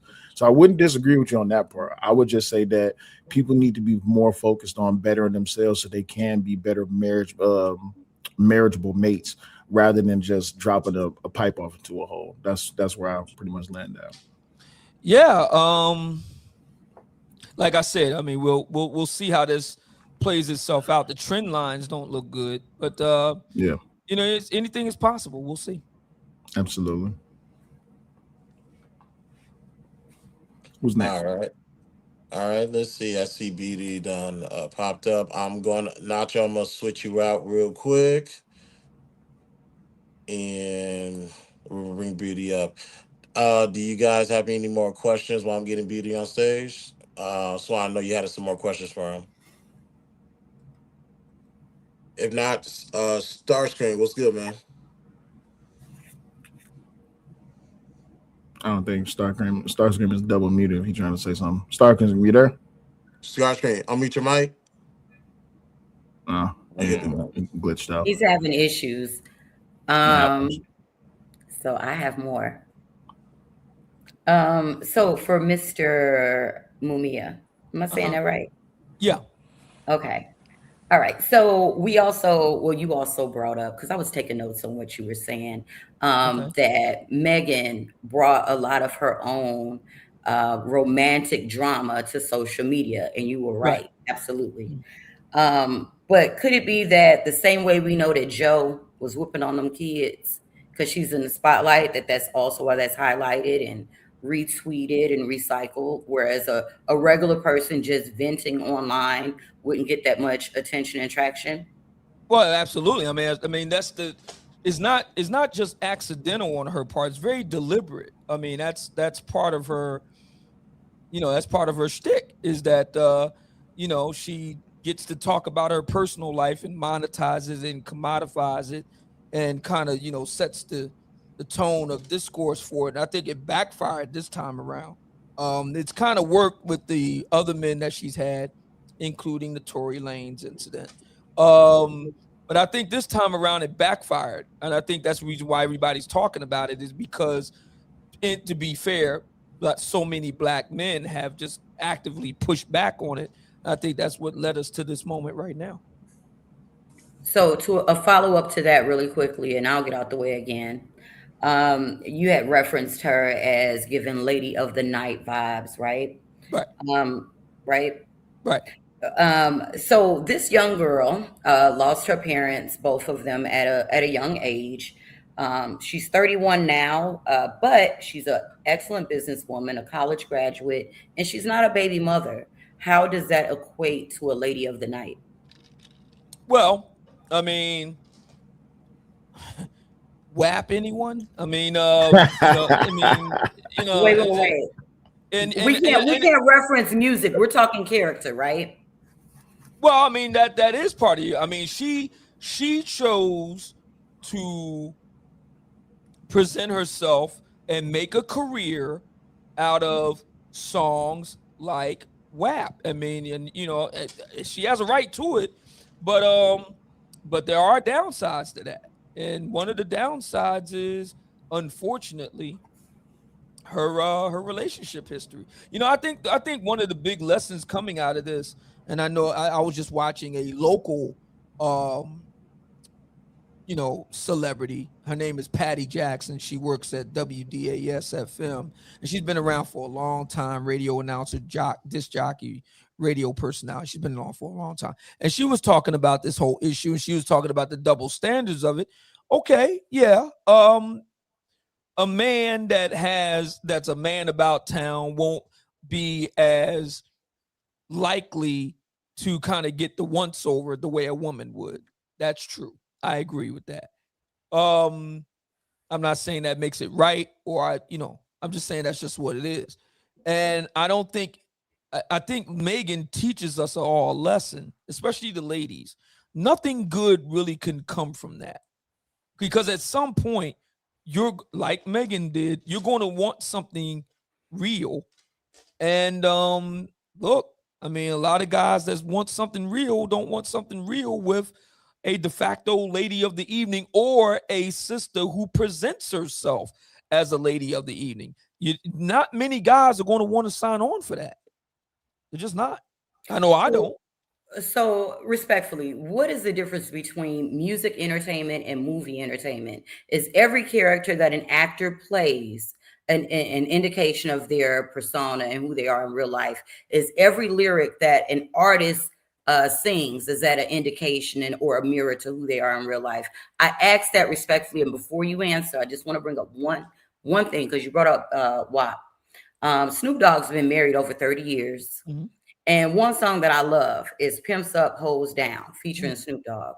So he's a married man. He was married when he made that song. Mm-hmm. I bring it back to ask you, since we're referring to a body of work as opposed to the content of the character, does everybody's character, is it emboldened, or is it signifying who they are truly through what they're saying on a record or what they're portraying in a movie?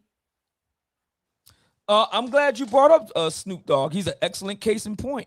I mean, yeah, you want to talk about double standards? Sure. I mean, not only was Snoop Dogg, Doggy Style, right? That came out circa 1993. So you're looking at an album that's basically older than Megan Thee Stallion herself. She's only 31. Doggy Style came out circa 93, 94. So no, you're right. It's 90. I think it was either late 92 or 93.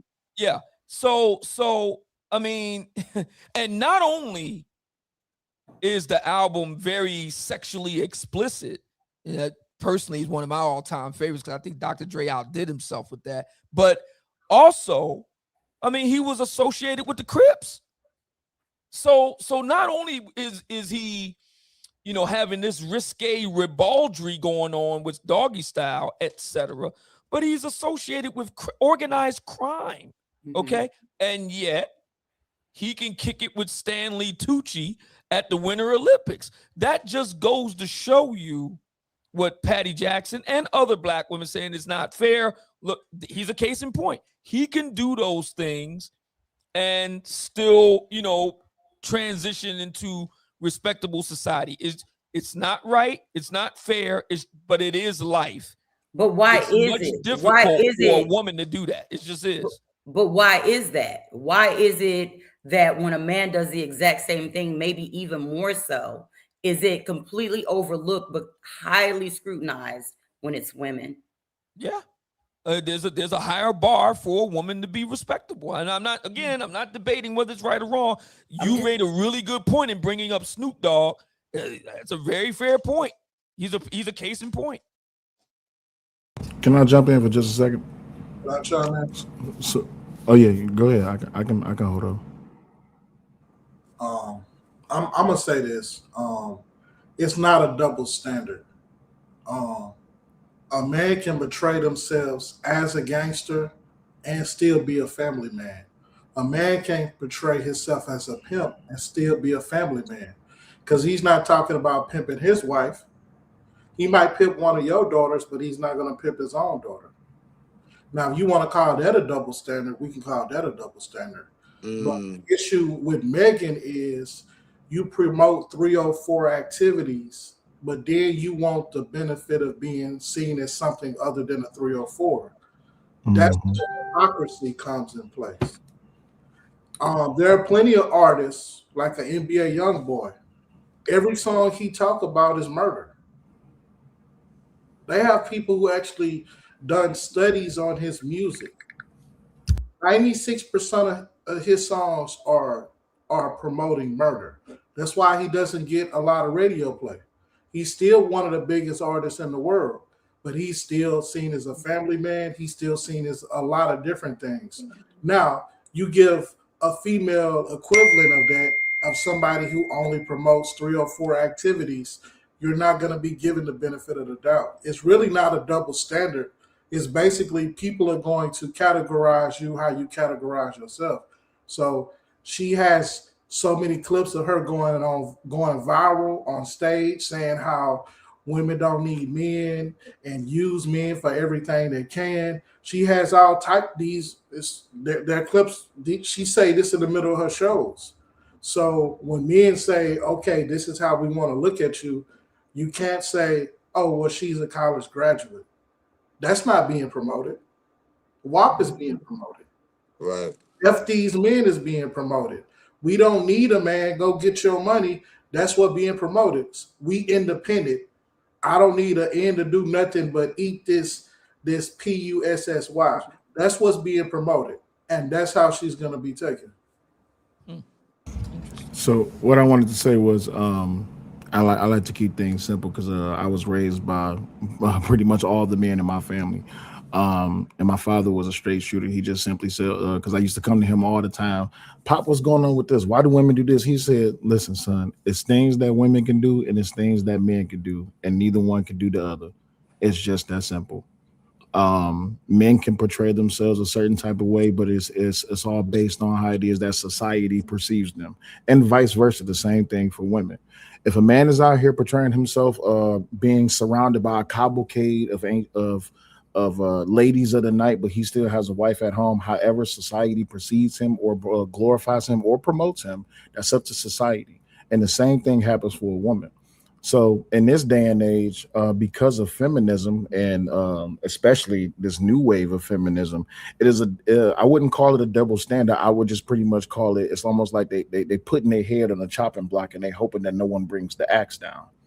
And when it does get brought down, it's just like, well, why must you try to hold us accountable? It's just like, well, if we can't hold y'all accountable, who can? Because black men can't talk about black women.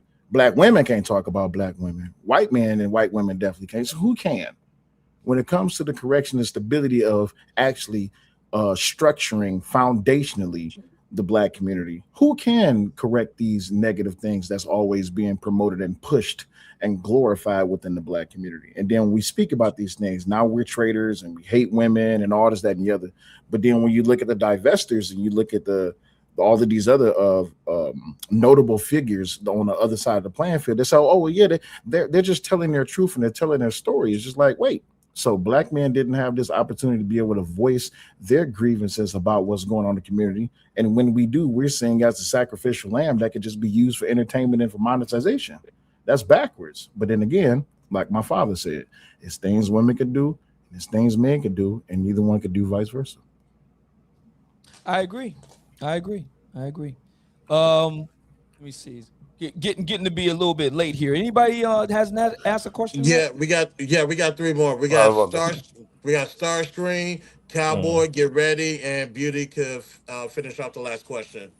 Well, I was asking, do you feel like the manosphere is on his last legs? Because I feel like after we lost Kevin, I ain't really been seeing nothing too crazy out of the manosphere like how we used to see before. Like we used to have some great points coming out of there, some great videos. You see Fugazi, you see a couple of guys coming out of there, but I feel like the manosphere on the whole has kind of been declining. So how you feel about that? That's a good question. The black manosphere hasn't declined. It's just moved offline. It's more in real time. That's what the Black Manosphere Conclave is about. If you only restrict yourself to what's online, then yeah, it's going to look like the Black Manosphere is not really doing much. It's because we've been focusing our efforts offline. Kevin wanted to go offline, and he was moving in that direction actually before he died, because he understood that you could only go so far online. And if you really want to make like a lot of changes and stuff like that. So we was doing the conclave in 21, and he wanted to go in the direction of going, off and doing his own thing offline. And he was working toward, LA, Boston, New York, Miami, and so on and so forth, live events. And unfortunately, he passed away before he could, bring those to fruition. But I get that point, but I'm asking like more or less because like now that we see it, you see it's like a lot of man hating women groups damn near now. Like after you seen, like you got Ab and Preach, you got Fresh and Fit, how they banging at each other, was going at each other for a while. I feel like the message has deteriorated and overall. Yeah. Because again, it's kind of retreading what has already been said. And this is another reason why, people, they try to say to me, you're the next Kevin Samuels, even though they mean it as typically try to mean it as an insult. I don't take it that way. But even if they didn't, why? It's redundant. We're trying to move in another direction. I see myself and my partners at the Black Manosphere Conclave is like taking what Kevin did a step further. And the Black Manosphere going in that direction with brothers in the real world. So yeah, what you're seeing online is kind of, in a sense, kind of stagnant to a certain degree, because looking at Kevin, where else do you go after that? There's really nowhere else to go. It's kind of like we were talking about Klay Thompson a minute ago. Where else is there for him to go at this point? But the thing with Kevin, the thing with Clay and Megan, that's more of a personal thing. There's a lot of people on Twitter doing their thing where they hating on it. That's a relationship going wrong. I feel like Kevin, on the other hand, he used to hold men accountable. That's kind of like where the manosphere is going wrong. What we see is just the women is just the women, the women, the women, the women. But with Kevin, we seen when Kevin questioned the men and talked to the men, he used to dig on them. Now, when we sit down, we see everybody bring to the table just whores. They just bring whores to the table. Well, sit down again, and bring the conversation up. The whole thing with, like I said, everything moved offline. So no, I get that, but I'm saying like far as like I'm saying like I feel like now in the manosphere before when it was coming up, it was more edifying men. Now, like when we see it, it's damn near going to a hate group shit, kind Right, of, and where it's you got going to the go, and women. it's going to go in that direction because those guys don't want to go offline. There you go. Yeah, That's the real dividing line Yep. for the guys that really want to level up. They will have to actually make the investment, catch the planes, make the trip, buy the tickets. It requires investment. It doesn't Yes. require any investment to just be online, just talking. Anybody can do that, but it really requires investment to do that, and that's kind of where the dividing line is. So for the guys, basically the black manosphere, even talking about the Kevin era. So tomorrow's next month, right? So May 5th will be what 4 years since It's Kevin been 4 passed years away. since he passed. Yeah, 4 years. So the black manosphere is in a very different place just in the past 4 years. It's a very different place now. So a lot of the guys that you're talking about, brother, and you're not wrong, you're right. They're literally left behind. The black manosphere is like way out and doing things in real time. We've been doing this now 5 years. Now we're going into, this is our 6th year in Vegas coming up in September. 6 years. And the brother, and I guarantee you, the brothers that you're talking about doing the things that you just said, I promise you, they've never been to a conclave. And now going on 6 years. What that means is those brothers have literally been left behind. The guys you see on YouTube and other places online that talk the way that you're talking, they're the guys who got left behind. I get that point, but I'm saying for the masses of people that we listen to the manosphere and shit, we absorbed it from online. We got that all of these notions, these conversations, they sparked online. You know what I'm saying? Now, rather if we sitting down in person or together or not, I'm not saying like the people that get together and go out and chill together and learn it, it's not teaching on that level. I'm saying, and realistically, everybody we sitting here all in different places in the United States right now, currently sitting down to talk. You know what I'm saying? I feel like the message and everything, this shit has become a gimmick now. Yeah, you're right. You know what I'm saying? So That's exactly what's happened. And again, the work that you're talking about is not going to happen on TV. That's what I love about the Black Manosphere Conclave. It really does separate the wheat from the chaff. The people, if you need validation from social media, regarding what we're talking about right now, you came to the wrong place. That tells me, I can tell after doing this for 5 years with the Conclave, I can tell the brothers who are serious about it versus the brothers who just want to be performative about it. If you're really serious about it, you show up. If you're not really serious about it, you just want to be performative at this point. Right. I think the Black Manosphere has evolved, and a lot of people don't get it, is that the Black Manosphere is, when I started out in 2015, it was nothing like it is now. That's because y'all couldn't go live. Yeah. Yeah. But what about Megan? Because Megan and Clay, we just seen them. Pretty much Megan was trying to be a wife. It's not I don't feel like Megan was doing anything far as like she was wilding out like she was. We seen her cooking food with Clay, chilling with Clay, doing shit with Clay. Now she's an entertainer at the end of the day. So when we say that we got this message and it's being pushed and we edify, when we come and we see a woman edify herself and trying to act like a wife, where she in a culture where nobody ever been in before. A lot of us never been a musician in that time where women with whore music sell. Dot music is the bag. If you a female and you want to make a bag, you better shake some ass and talk about blowing the grip. You know what I'm saying? You got to talk about being some crazy shit. You know what I'm saying? You really got to be on that. So I can't really get mad at her because what I seen from her with Clay was I just feel like it just is what it is with her and Clay. Clay looked like he moved on with the relationship, but I don't think that she necessarily was just all out right whore. You know what I'm saying? Like, because we know what a whore is. You know what I'm saying? A woman that's sleeping around with niggas, moving around.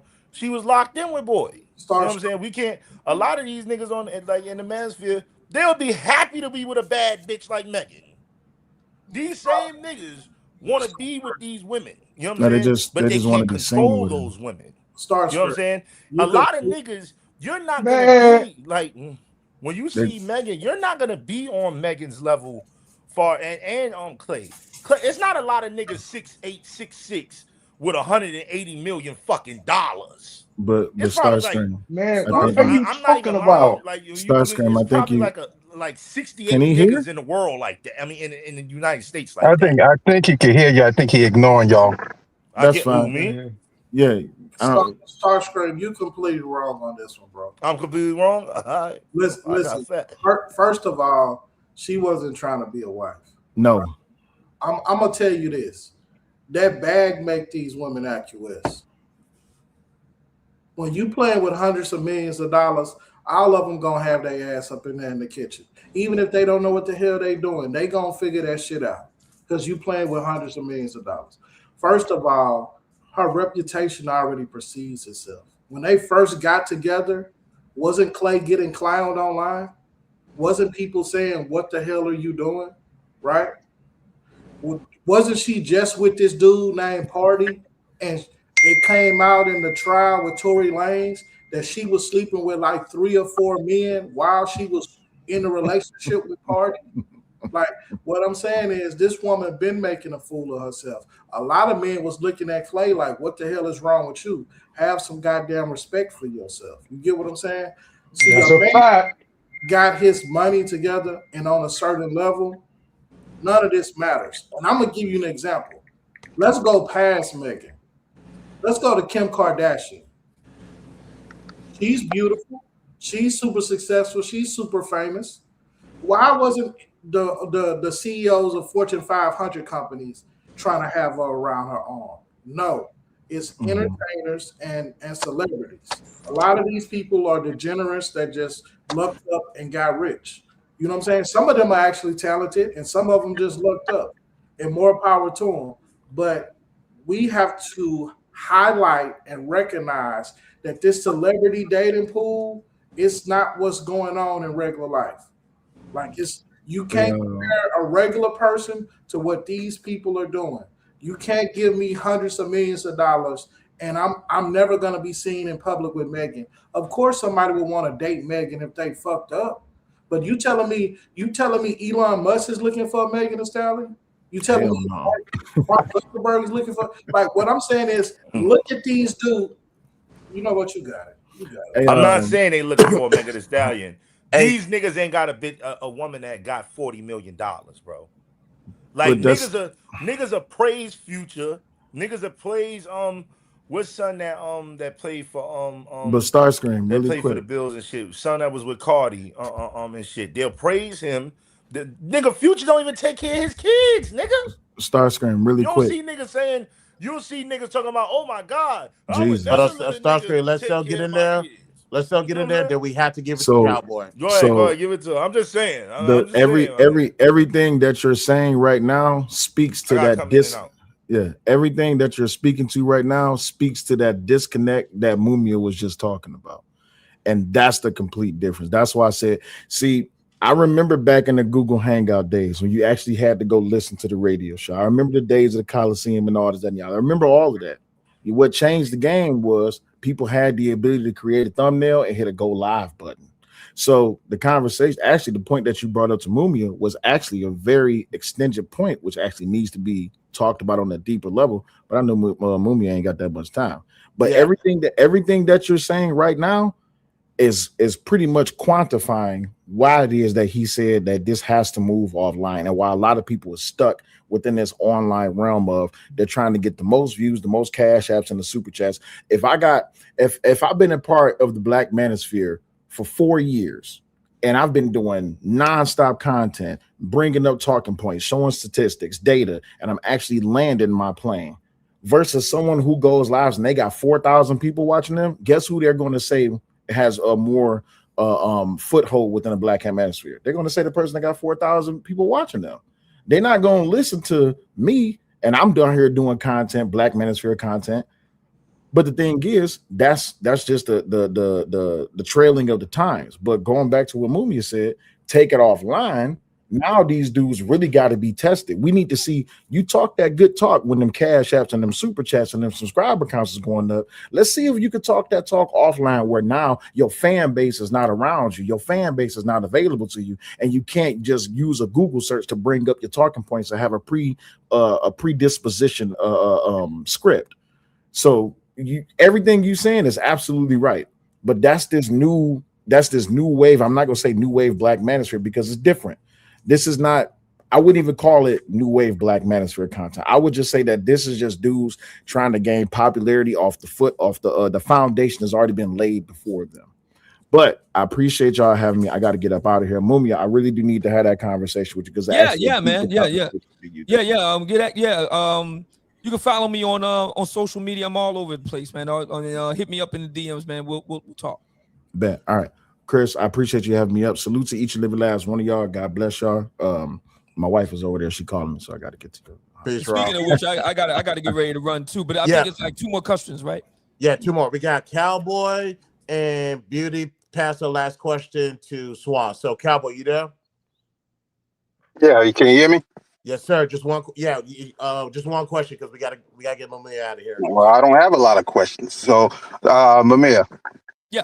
My thought process, when it comes to Kevin Samuels, is the legacy that he left is he taught men, especially black men, that they're worth a damn. Because before him, we, especially in our community, we really didn't think so. That's not something, and I'm sure there's probably a lot of people that don't agree, but when you think about, growing up and hearing all the good black men are either dead or in jail, you hear that as a boy, and then you become a man and you're alive and you're not in jail, that's got to have an effect. And I think that was the legacy he left. And I think that those who are left online to, so-called hate on women or whatever, they're just trying to make money. And everyone else is working on themselves to build something. Would you agree on that? I would. And again, this goes back to the point that I'm talking about. The best way to honor Kevin's legacy is to take things offline. Matter of fact, that's the reason why I wrote this. The Gospel of St. Kevin Samuels. And it's not sold in stores. You can only buy it. Well, we had it available at the Conclave, and I have some copies left over. But everything has to move offline from the virtual world into the real world. So that's kind of where everything is at this point. All right. And Beauty says she'll give her last question to Swan. So Swan, you got the last question, sweetheart. Thank you, Beauty. Again, thank you, Mumia, for coming out. It's definitely been a pleasure. We definitely enjoyed your insight. You mentioned your conclave that you started back in, what'd you say, 2025? 2021. 21, I'm sorry. Now, I have some questions. Mm-hmm. Does it cost to attend a conclave? If so, how much? Prices, it does. We're not trying to save the whales. This is not a nonprofit. It's a for-profit operation. Mm-hmm. It does cost. There's ticket costs for the conclave itself. Theo University for brothers that want to upskill themselves in STEM, science, technology, engineering, and math, etc. If they want to do that, that's an additional cost to do that, to enroll in that. Prices range anywhere from about $200 all the way up through $2,500, depending on what it is that you want to do on the conclave side. Like I said, Theo has his own fees. I think this year it's like don't get me lying, but I think it's somewhere between $1,200 and $2,000. I think it is for Theo University for his STEM courses and stuff. So I mean, it's not cheap. I mean, we do premium experiences for the brothers. We was at the Four Seasons in 24. We was at the Miami Hyatt Regency last year. We started at the Westin Buckhead in 21. In 22, we were at the Pyramid Club in the Sonesta Hotel on Rittenhouse Square here in Philly. I mean, it costs to do stuff like this, and we want to give brothers premium experiences.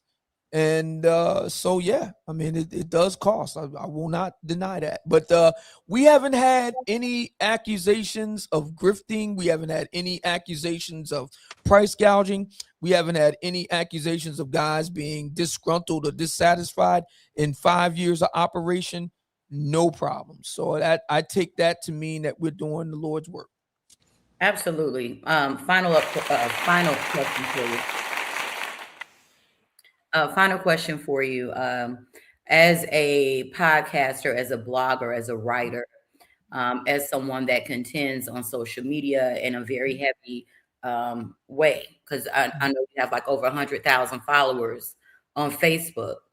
And you said something that stuck out to me. You go where you're the most popular and then sprinkle in everything after the fact.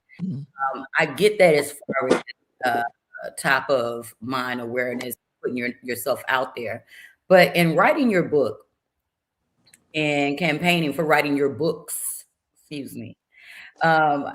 what was your small strategy? I mean, what was your initial way to get it off ground? Because there are a lot of burgeoning authors in here. Do a lot of research. I did a lot of research about everything I could learn about the publishing business. I did. So I read as much as I could. And I would tell anybody that's looking to be an independent, even for a major publishing house, and they do take care of a lot of the stuff in-house.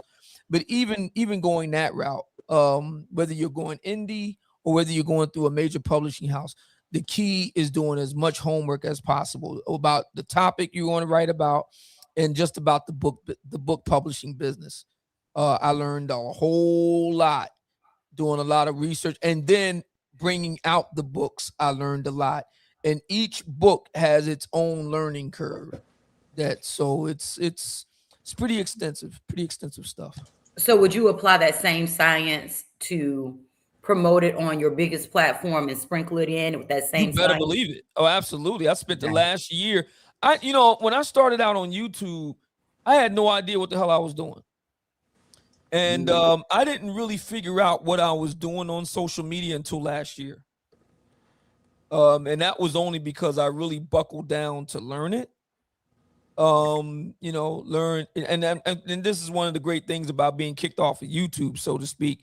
I didn't really had a need to learn it until I got off YouTube. So the past year, I spent a lot of time really studying why social media in general works the way it does, and then specific platforms.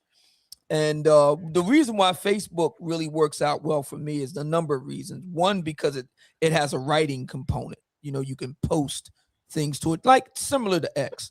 You can post things to it, but it also has a video component. You can post reels, what they call reels. You can post little short clips there. Then you also have the live streaming component. So you can live stream from Facebook or live stream to Facebook. Right. So those are some of the main, and then you got, discussion groups on Facebook. So there's so many different things I can do on Facebook just by itself, its own contained system, before I even go to Instagram or TikTok and so on and so forth.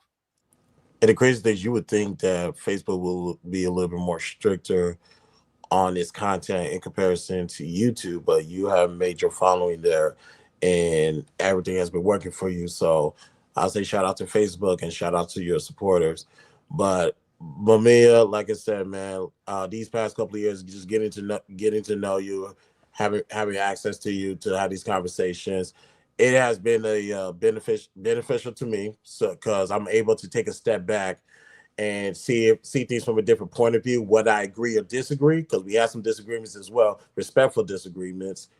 But like I said, it has been enlightenment to have these conversations with you and for you to come to our platforms and have this conversation. So I appreciate you, man. Thank you so much. And by the way, if you want to get a copy of the Gospel of St. Kevin Samuels, it's not cheap. There's a special Conclave Editions, $100 sign, 75 unsigned to my Cash App, $ Obsidian Radio.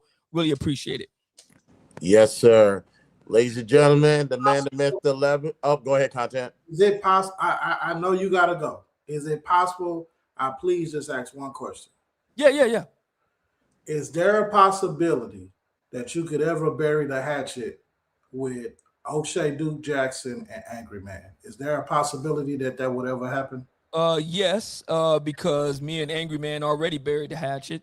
So that answers that question right there. Okay. Thanks a lot, guys. I really appreciate it.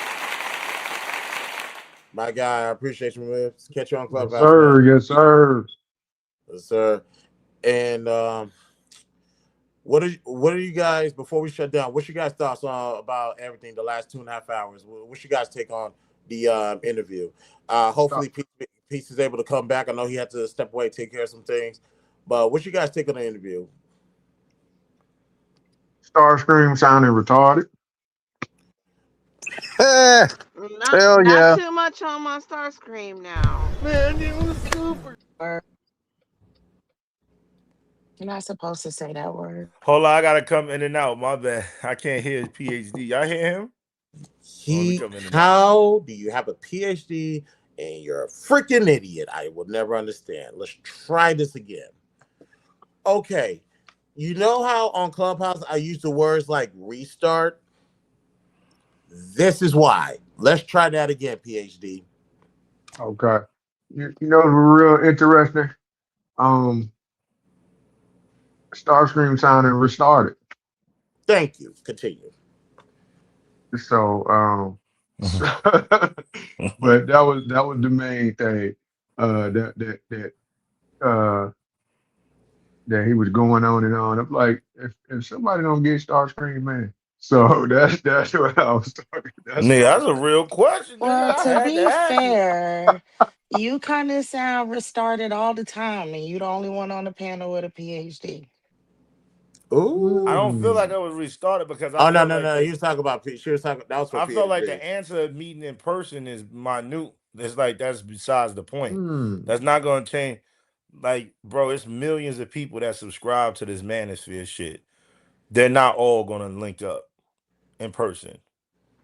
That's not the point. The point is not for everybody to do anything.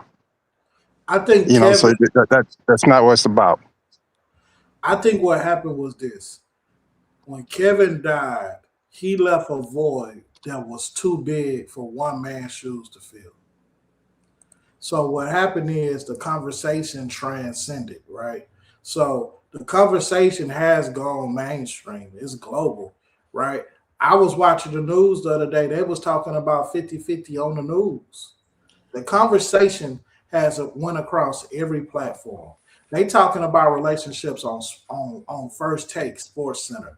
They having this same conversation on, you know what I'm saying? Like Candace Owens has even talked about red pill content, and all she talk about is political stuff. This conversation has did what it was supposed to do. Kevin Samuels took the conversation to another level. Now it's transcended everything. He did his job. So where the real change happens is in the real world, not just making the content, because there's too many people who are just going to placate to their audience. One person we need to talk to is Pink Pill. Pink Pill came in my room one day and she told me that she said a whole bunch of bullshit to her audience for years to make money. She placated to her audience. She said a lot of shit that she didn't even believe herself, and she regrets it because she left a negative mark on women. Like she just fed the man haters what they wanted and she enriched herself. And that's pretty much what's going on. So it's not that the manosphere is dying. It's that these motherfuckers they're not trying to actually impact. Kevin Samuels' impact was so big that he figured out how to monetize and impact at the same time. They just here for the money. You get what I'm saying? Right. Well, I mean, you got people like you got people like St. James Ask a Brother podcast, who stepped in. He's slowly building. I think people got too used to the ratchet stuff and not the the real talk. So I always tell people, go check that brother out. if you want to see the extension of what Kevin Samuels was teaching. You see what I'm saying? And he has everybody on. A lot of people has been telling me about the Ask a Brother podcast, and I'm trying to remember, did I see somebody with that name on that panel before? But I will definitely Dude, start checking. Mamiya's over there all the time. I'll check it out. I'll definitely I'll check it out. out, but I think the shit it still stands. This shit is dry. Well, then, how do you fix it? I mean, no. Well, it's not even how do you fix it. I'm It's like not necessarily it's like what do you want it to be, dude? Do you want it to be women getting cussed out online? Like, where do you want it to go, brother? Did I say I want? They already doing that. That's all they do. Yeah. Well, so what? You ain't have to watch it. I mean, you know that you could. I just gave you a brother. I just gave you a brother to rock A with. question is a question, my brother. I'm asking the nigga, do he think the shit is declining and where is it going? I'm saying realistically, the shit is in the dirt. Before, when That's a Kevin was nice here, opinion. yeah, you can say it's my opinion. That's a Moderators, fact. take care of that, please. Thank you. What? No, Take no, care of you what? guys. There Good. must have been something in the chat. Oh, hold on, let me see. But yeah, yeah, that shit is dirt right now. Currently. Because guys like Fresh and Fit, man, and what's the dude? No Fugazi. You know, there's a lot of false cats out there, but I don't follow them. You know, they come across my radar every now and again. You know, my algorithm's not tuned to them. You know, now sometimes, you know, I get some weirdos, you know, pop up in my algorithm, and I tell YouTube, don't show me that no more. I tell Instagram, don't show me that no more. You see what I'm saying? Because I'm not about that. You know, some people just want the clicks, and they spend the whole video. They'll do a half hour just bashing women, and Kevin Samuels didn't bash. You know, therein lies the difference. So, yeah, you know, he left a void. You know, but I pointed you to Ask a Brother podcast. You know, go rock with that brother, grow his platform. You know, so we can have something positive come from this. You see what I'm saying? So here's my take. Here's my thing on what you guys are saying, especially about the idea of the manosphere being dead, because obviously you have how it started, and of course Kevin. What people decided to do, especially during the pandemic, was to mimic something that was financially working for everybody else. And I will go back to Charlemagne the God's first book, Black Privileges, and one of his chapters was "Fuck your dream if it's not your own." And I might have heard Brittany B said this on the platform. Like, people try to mimic Fight Club, or mimic other content creators who actually organically doing it because this is what they want to do. Whereas all these pretenders, these copycats, they see dollar signs. A lot of people in this space are just a bunch of, I'll say it's a bunch of carbon copies of Anti-Daniels. That's all they are. Because when they started to see something working, because I think this is more so of a Fight Club sector than a manosphere. Once they start seeing something working for one other person and see how much money he's generating, they say, I want to do the same thing. So I need to copy their blueprint, like step by step, like cheating off a test, and don't even have the decency to change some of the answers out and put something on there so the teacher won't know that you fully cheated. So a lot of people see the money, and once you just focus on the money, all the organic nature of everything tends to go out the window. That's why I can kind of see what Starscream is saying with the manosphere don't look the way it does now, because there's a bunch of carbon copies of Mumia, carbon copies of Angry Man. You can even say although I don't check out his content unless people send it to me, carbon copies of O'Shea. Definitely carbon copies of the Kevin Samuels of the world, Fresh and Fit, and list goes on and on and on. Matter of fact, Kevin Samuels shit NPR. was easy to copy, and I don't see niggas even doing this shit like that. Like, niggas bring bitches to sit down, excuse my language, bring shorties to sit down at the table, and they all just smuts. At Well, least on Kevin shit. because Yeah. they saw it works. They saw Fresh and Fit do it, and now you have the whatever podcast who does their own thing. It's just that, like I tell y'all, demographics. Obviously, who has the more audience? I can tell you why it is what it is, but we don't have to get into that. So it's just carbon copies. There's a reason why I don't care to do what everybody else is doing. I always want to do what I want to do. I'm not going to have any. It's not the fact that I wouldn't have any woman come on my panel who will be deemed as promiscuous or probably a sex worker, but I'm going to have a different type of conversation with them.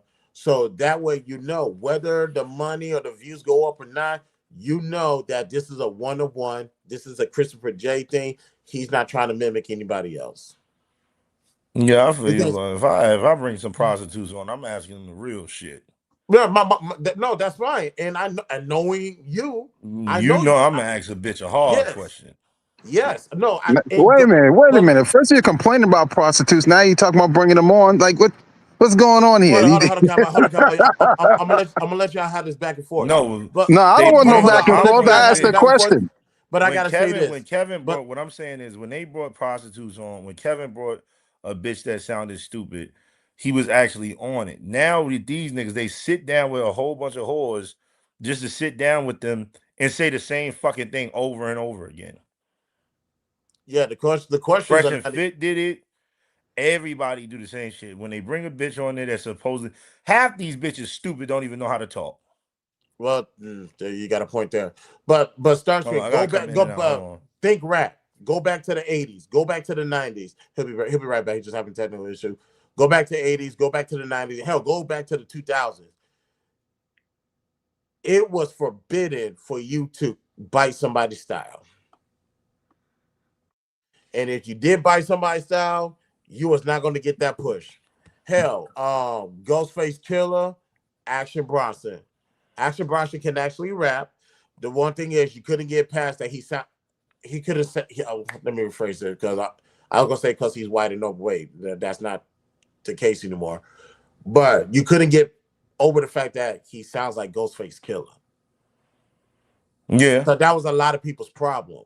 And when it comes to other rappers, it was hard to get on. It's hard to attach to them because we got a Jay-Z. But niggas love Westside. Westside sounds just like the nigga, but he do it a little different. Westside sounds like Ghostface. Ghostface. I know. I don't know. I ain't know about that. Westside sounds like Ghostface. Yeah, nigga. I watched my jewels in the bottles and there.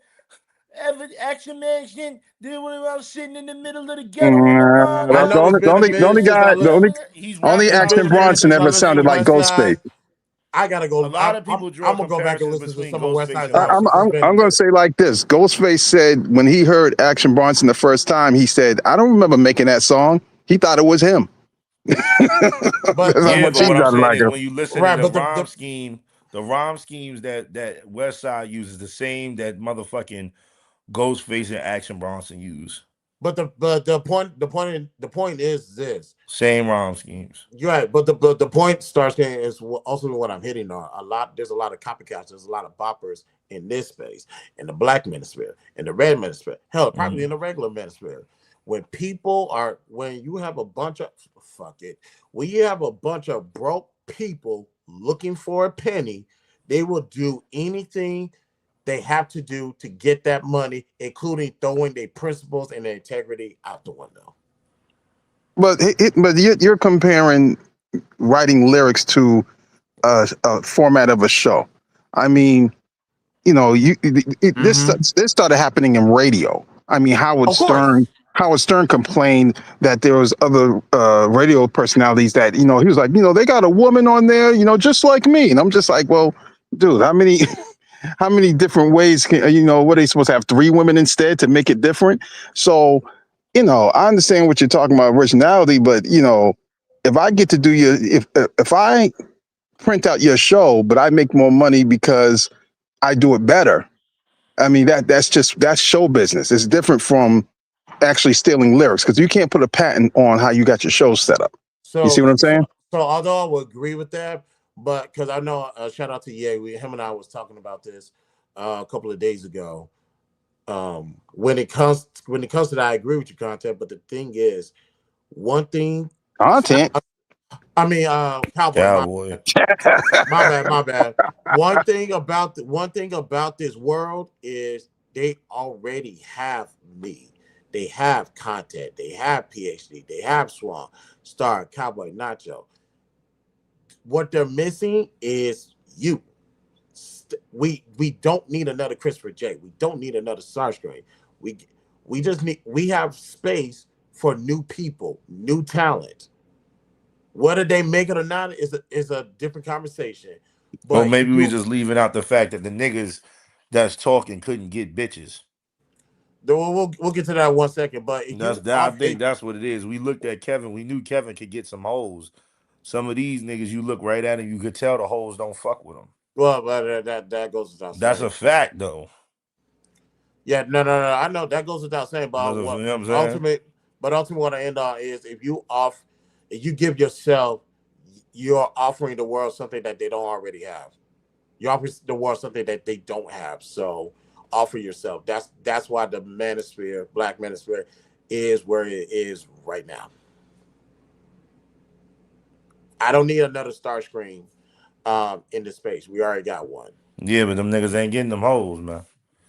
I'm That's just that's being that honest. that that that's actually not the problem. The problem is for a lot of these guys who are stuck, they don't have and they didn't have men around them, that was already because I already this stuff Oh, that Kevin that's another that conversation this that you stuff and I have. this That's another conversation. this stuff that KS was saying, I had already heard growing up. Of You course. see what I'm saying? And so this just like, reignited, like, oh shit, you know what I'm saying? Like I haven't been thinking wrong all this time. Like, so it wasn't new to me, but there's a lot of people, it was new to them, you know, and now KS isn't here and they're stuck and you hear them repeating the same talking points on their shows and stuff like that. They don't have anything original, you know? Mm-hmm. And so it's not about whether they could sleep with 3 women a night. That's not going to solve their problem, you But know? it's not natural.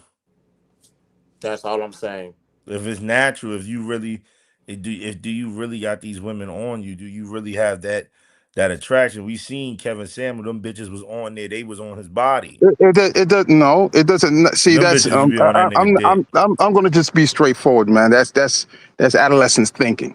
You know, having the most Whatever you want to bitches say. or what? No, it is what I said because having the most bitches isn't what it is. You know what I'm saying? I didn't say having bitches is what it is. I said that Like niggas I that's said, talking about. I don't want to hear a nigga talk to me about bitches and you don't get bitches. like I It said, doesn't make any sense. like Hey, I said, fellas, and like I fellas, said, one at a time. like I said, and like I'm saying, they can have 3 women a night. I don't care how they get them. I don't care if these women love them or not. They're still going to be on the show saying the same thing. They're still going to be stuck No. because they didn't get the learnings from other men. No. You know, Originality is originality. Your perspective. Oh no! But see, Star, you and Cowboy, we're about to wrap it up. You and Cowboy are right. You're talking about originality and the state of it being organic. I agree. That's why that's one half of why we had this problem. What Cowboy's talking about is these niggas ain't had no OGs growing up, aka their fathers, their grandfathers, their uncles, to put Yeah, them but there's plenty of on niggas how that to didn't deal with have it. OGs growing up. They still got bitches. Well, no, because they had somebody there. Niggas had some niggas. Do you know how many niggas ain't have no father in their life? No. It don't have to be a father. It don't have to be an OG. It could be somebody that can put them on like this is how you're supposed to talk or treat the woman or get the lady that you're I'm not. looking for. I'm not talking about talking to women. I'm talking about living life as a man. You understand what I'm saying? Well, So that's you But the got manosphere, yes, the manosphere. you guys keep involving women and stuff like that. I It's thought that like was y'all real, two's conversation, but on the and main so on the main realistically, point, yeah, I it agree. really has nothing to do with the women. Why these dudes are messed up? To tell you the truth. No, I agree with that. I agree with that. It's something a little bit more eternal, and I thought y'all two were just talking about the women shit, but I would agree. If you don't know how to be a man, you ain't You gonna can hear you ain't content. gonna I be don't shit to hear 'em. women anyway. But more importantly, you're gonna fail at life, so you need to learn how to But I don't hear maneuver in content this though. world. What's up? I don't hear content. Oh no, Speak. he ain't talking. No, I was waiting for Chris to finish because I Go want. ahead, go ahead, because we're about to wrap up. Go ahead, man. Okay. So, Chris, Let me leave in and out. Hold on. shouldn't a man be able to at least get women? I'm not saying you have to be a player or a Mac, right? I'm not saying you got to be the best man looking, but shouldn't a man at least be able to get women to qualify to speak about women? Like at the end Thank of the you. at the end of the day, when you get these dudes on here who are getting their women off sugar baby sites and they're known for paying for vagina, and the only women that they actually interact with and bring on camera are OnlyFans models, strippers, bottles girls, women who walk a line in life where they straddle the fence between being a civilian and square prostitutes, where you just like if you have ever had a sugar daddy in your life, you're a square prostitute. You're not a street prostitute, but you will sell your time to the right bidder. And that's what I call square prostitution. And these dudes are only interacting with these women. And so I understand where Starscream is coming from. These men have to actually be qualified to actually be these dudes. They're telling men to level up and they ain't even leveled up. A lot of these dudes are faking it till they make it. You get what I'm saying? A lot of these dudes are they not even living by their own word. They not even practicing what they preach. They not living their reps. So I understand what Starscream is saying. Like maybe he just put it in a way that rubs some people the wrong way when he say get BITCHs. And I'm only Go ahead. I'm censoring myself because of I don't want to demonetize this video. I hope that we can monetize the entire video, but it's a possibility that it might because we'll figure that out. But the point that I'm saying is he's absolutely right, and what Cowboy is saying is absolutely wrong, and it's just what it is. You have to be able to get women to talk about women. You like what the hell are we talking about here? What? Okay, so let me explain. Or Go ahead. That you're too biased, or your opinion doesn't matter because you're biased because women don't rock with you like that. And that's really what's going on. It's a lot of dudes that I ain't gonna say not necessarily having their way, but they just begging for attention and none of the women want them and they just mad. So you have to take a man that's able to get women without putting forth this big effort. He's qualified to talk about them. Cowboy's not. Oh, okay. This dude's always taking shots at Cowboy, But anyways, let me explain to you how wrong you are, and why, because you clearly don't understand what I'm talking about. What you just described remind me of Fresh and Fit. Like everything you said was like, from the women they have on to them not practicing what they preach to paying for chicks, they got found out, right? And to sit there and they're sitting on top of all this money and I'm not judging dudes, but I don't think they're the ugliest guys in the world. And to say, hold on, bro. And so hold on, bro. Let him go. Don't come on here and starting beef. That's not what we're doing. We're having a conversation. We just having a conversation, man. Sit down, man. Sit down, man. We're just having a conversation. Sit down, man. Sit down, man. Sit down, man. What a witness to sit down, man. Sit down. So, where you're wrong at is if they had some real men in their lives, they wouldn't be living their life the way they're living it. They got the money, they got the fame, and they're still screwing up. You know what I'm saying? And that's the point that I'm making. It's like, I don't think that it's not that they can't get chicks. A lot of these dudes won't even go and talk to a chick. So how can you say they can't get them? And they're not even, I was on Clubhouse and these dudes are making calculations as to how many chicks are going to turn them down. And then there's going to be these odds. And I said, well, the odds are zero if you don't talk to nobody. It took a little while for me to figure out I was in a room full of incels, and I'm not calling them that. That's what they called themselves when I finally asked. But that's kind of what you're dealing with out there. And it's not. And so I'm like, so that's why I hear, you can't, these dudes can't get chicks and this, that, and the third. It's like, I think they can, but I think that they're not even trying, and then when they get some money, they leave with the money and complain about the outcomes. How the fuck does that make any fucking sense? Okay, so Cowboy, did you or did you not tell me in the room one time you dated a prostitute and you didn't care Hey, about hey, little nigga. Don't come on here with that bullshit. Cause Did ain't you no, cause date a ain't, cause ain't no, prostitute or cause not, ain't, nigga? Did you cause ain't, fuck her? cause ain't nobody took no personal shots at, ain't nobody took no personal shots at It's not nobody. a personal shot if You you personal know what I'm shot? fuck her, saying? you fuck one. It's not, Let's ain't no, nobody took no personal hold on. shots.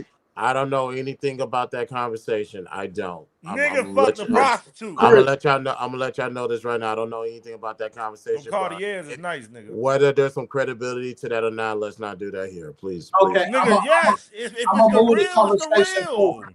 I'm only I don't bringing Kevin care, used to do this shit Starscream. on the show Chris. all the The, time. the, Only bringing This this is what up. the fucking people want to So Chris, see. we're having Hold a on. conversation, and we got two dudes that disagree with me, saying Brother, they're trying to take personal shots at me. I'm not taking a I'm not personal taking shot. personal shots at You you. know what I'm saying? I'm using your Because you're trying to center me, and there's nothing to center over here. You don't know me. You never met me. You never Using sat the down and center broke. of a prostitute.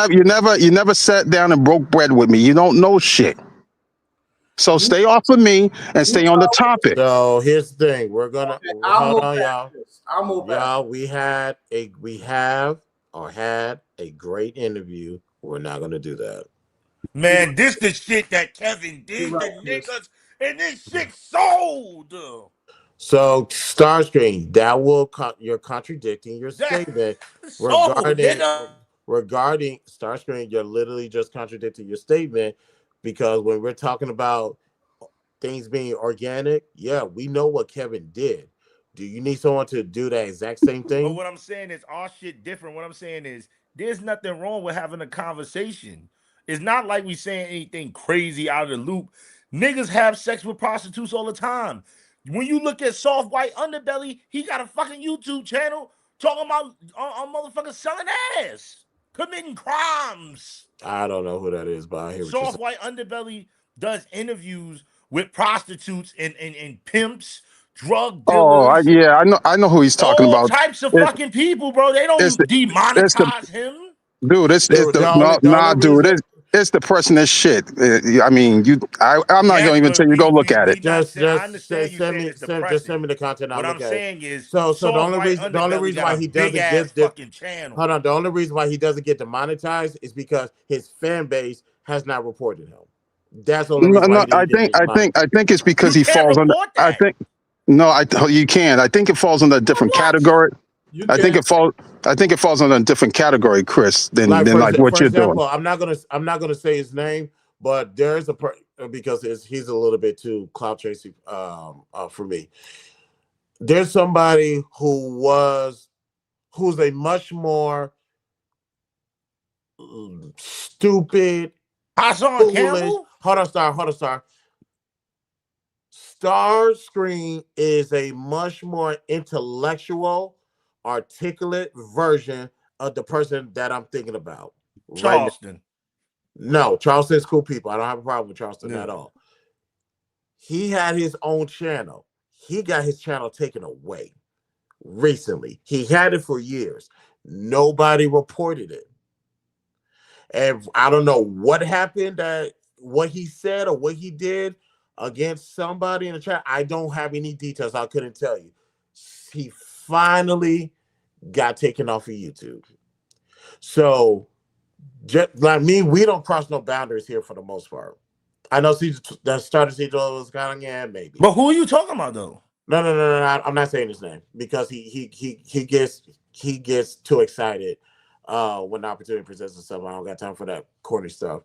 But your fan base can cancel you. This is why I fuck with Andrew Schultz and Akash Singh. He said the media can't cancel me. People can't cancel me. Only my fan base can cancel me.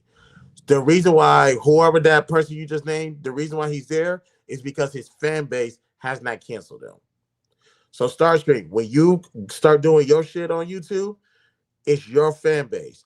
Your fan base is the only ones that have the power to cancel you. Matter of fact, if you guys keep an eye on what's going on with Corey Holcomb, slowly but surely it's getting there. Corey went on to a whole nother level though. Corey started talking about he docked somebody. It's all in court. It's all going to court. So yeah, but I'm saying Corey, we see what happened with Corey. Corey was a different situation, but when we're led up to Corey, we heard Corey talking about people from left to right. It's journalism. It is what it is. It's like you can't stop it. Asking a question is a question. I don't think demonetizing for what? Asking a nigga. No. I'm not getting demonetized for their back and forth. I'm just stopping that. I'm just stopping down the straight up. Hold on, y'all. Let's not derail. Do it on this. Well, yeah, nigga, we gonna have a show when we gonna. We can have that conversation, but I don't want to do it here because we had a great conversation. Yeah, we all gotta talk about it. I understand. Yeah, it's all good. But it's all good. It is all good. We gonna have a dirty show though. Yeah, for sure. Oh, yeah, that because I won't do. That's an easy fix. But Swan, Nacho, Cowboy, Star, and Content. Shout out. Any final words? I want to say shout out to Peace. I know he's taking care of some stuff, but man, Peace, you came in the clutch more ways than one. That's why you're always gonna be my brother in my book. Appreciate you, man. But do y'all got any final words? Salute Bad Apples Studios. Salute BTSI Show. Salute Rotten Rose Media. Great show. Everybody came together. I'm so proud of y'all. I don't really got nothing more to say, but definitely a great show. Great show. Yes, sir. Content, man, I appreciate you, man. Coming through the way you did to set all of this up. Hey, man, you good. Like I said, you good in my book. Open up on Clubhouse. You heard? Yeah. We can go ahead and do that. But I appreciate you. I appreciate you guys. Thank y'all.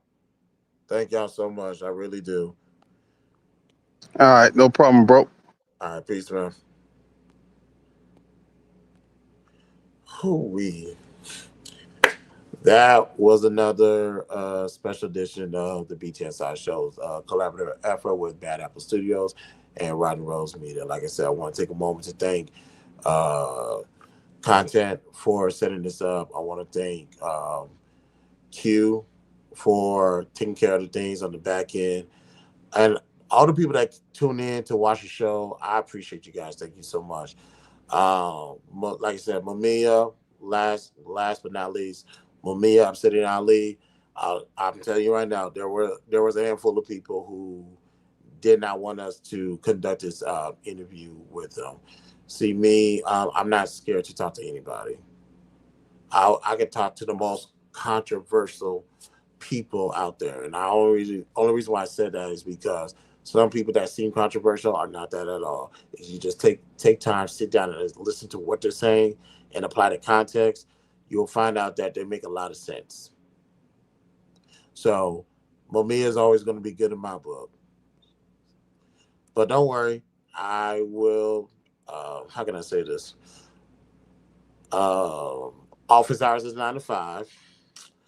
You're more than welcome to contact me with any complaints. I'll send it to the spam folder, and we'll just keep it like that. But let's go ahead and get out of here, ladies and gentlemen. Do me a favor, like, subscribe, and share to the channel. Follow me on all my social links are located in the description. Participate with all rights and privacy. And let me drink some water. 1 second, y'all. Sorry, I'm a little bit under the weather, but we're gonna make it. And we're on the road to 1,500 subscribers. We gave away money when we reached every 500 subscribers. I give away money. Last time we gave away third place, second place, first place runner-up, and the grand prize winner. We're gonna do that when we get to 1,500 subscribers. Okay. Again, shout out to Mumia. Thank you guys. This is the BTSI Show. I'm your host, Christopher J. I will talk to you guys later. Extraterrestrial, like an extraterrestrial, Doctor? like I don't belong. I feel like I don't belong. Like I don't belong. I feel like I don't belong. Extraterrestrial, extraterrestrial, extraterrestrial, extraterrestrial.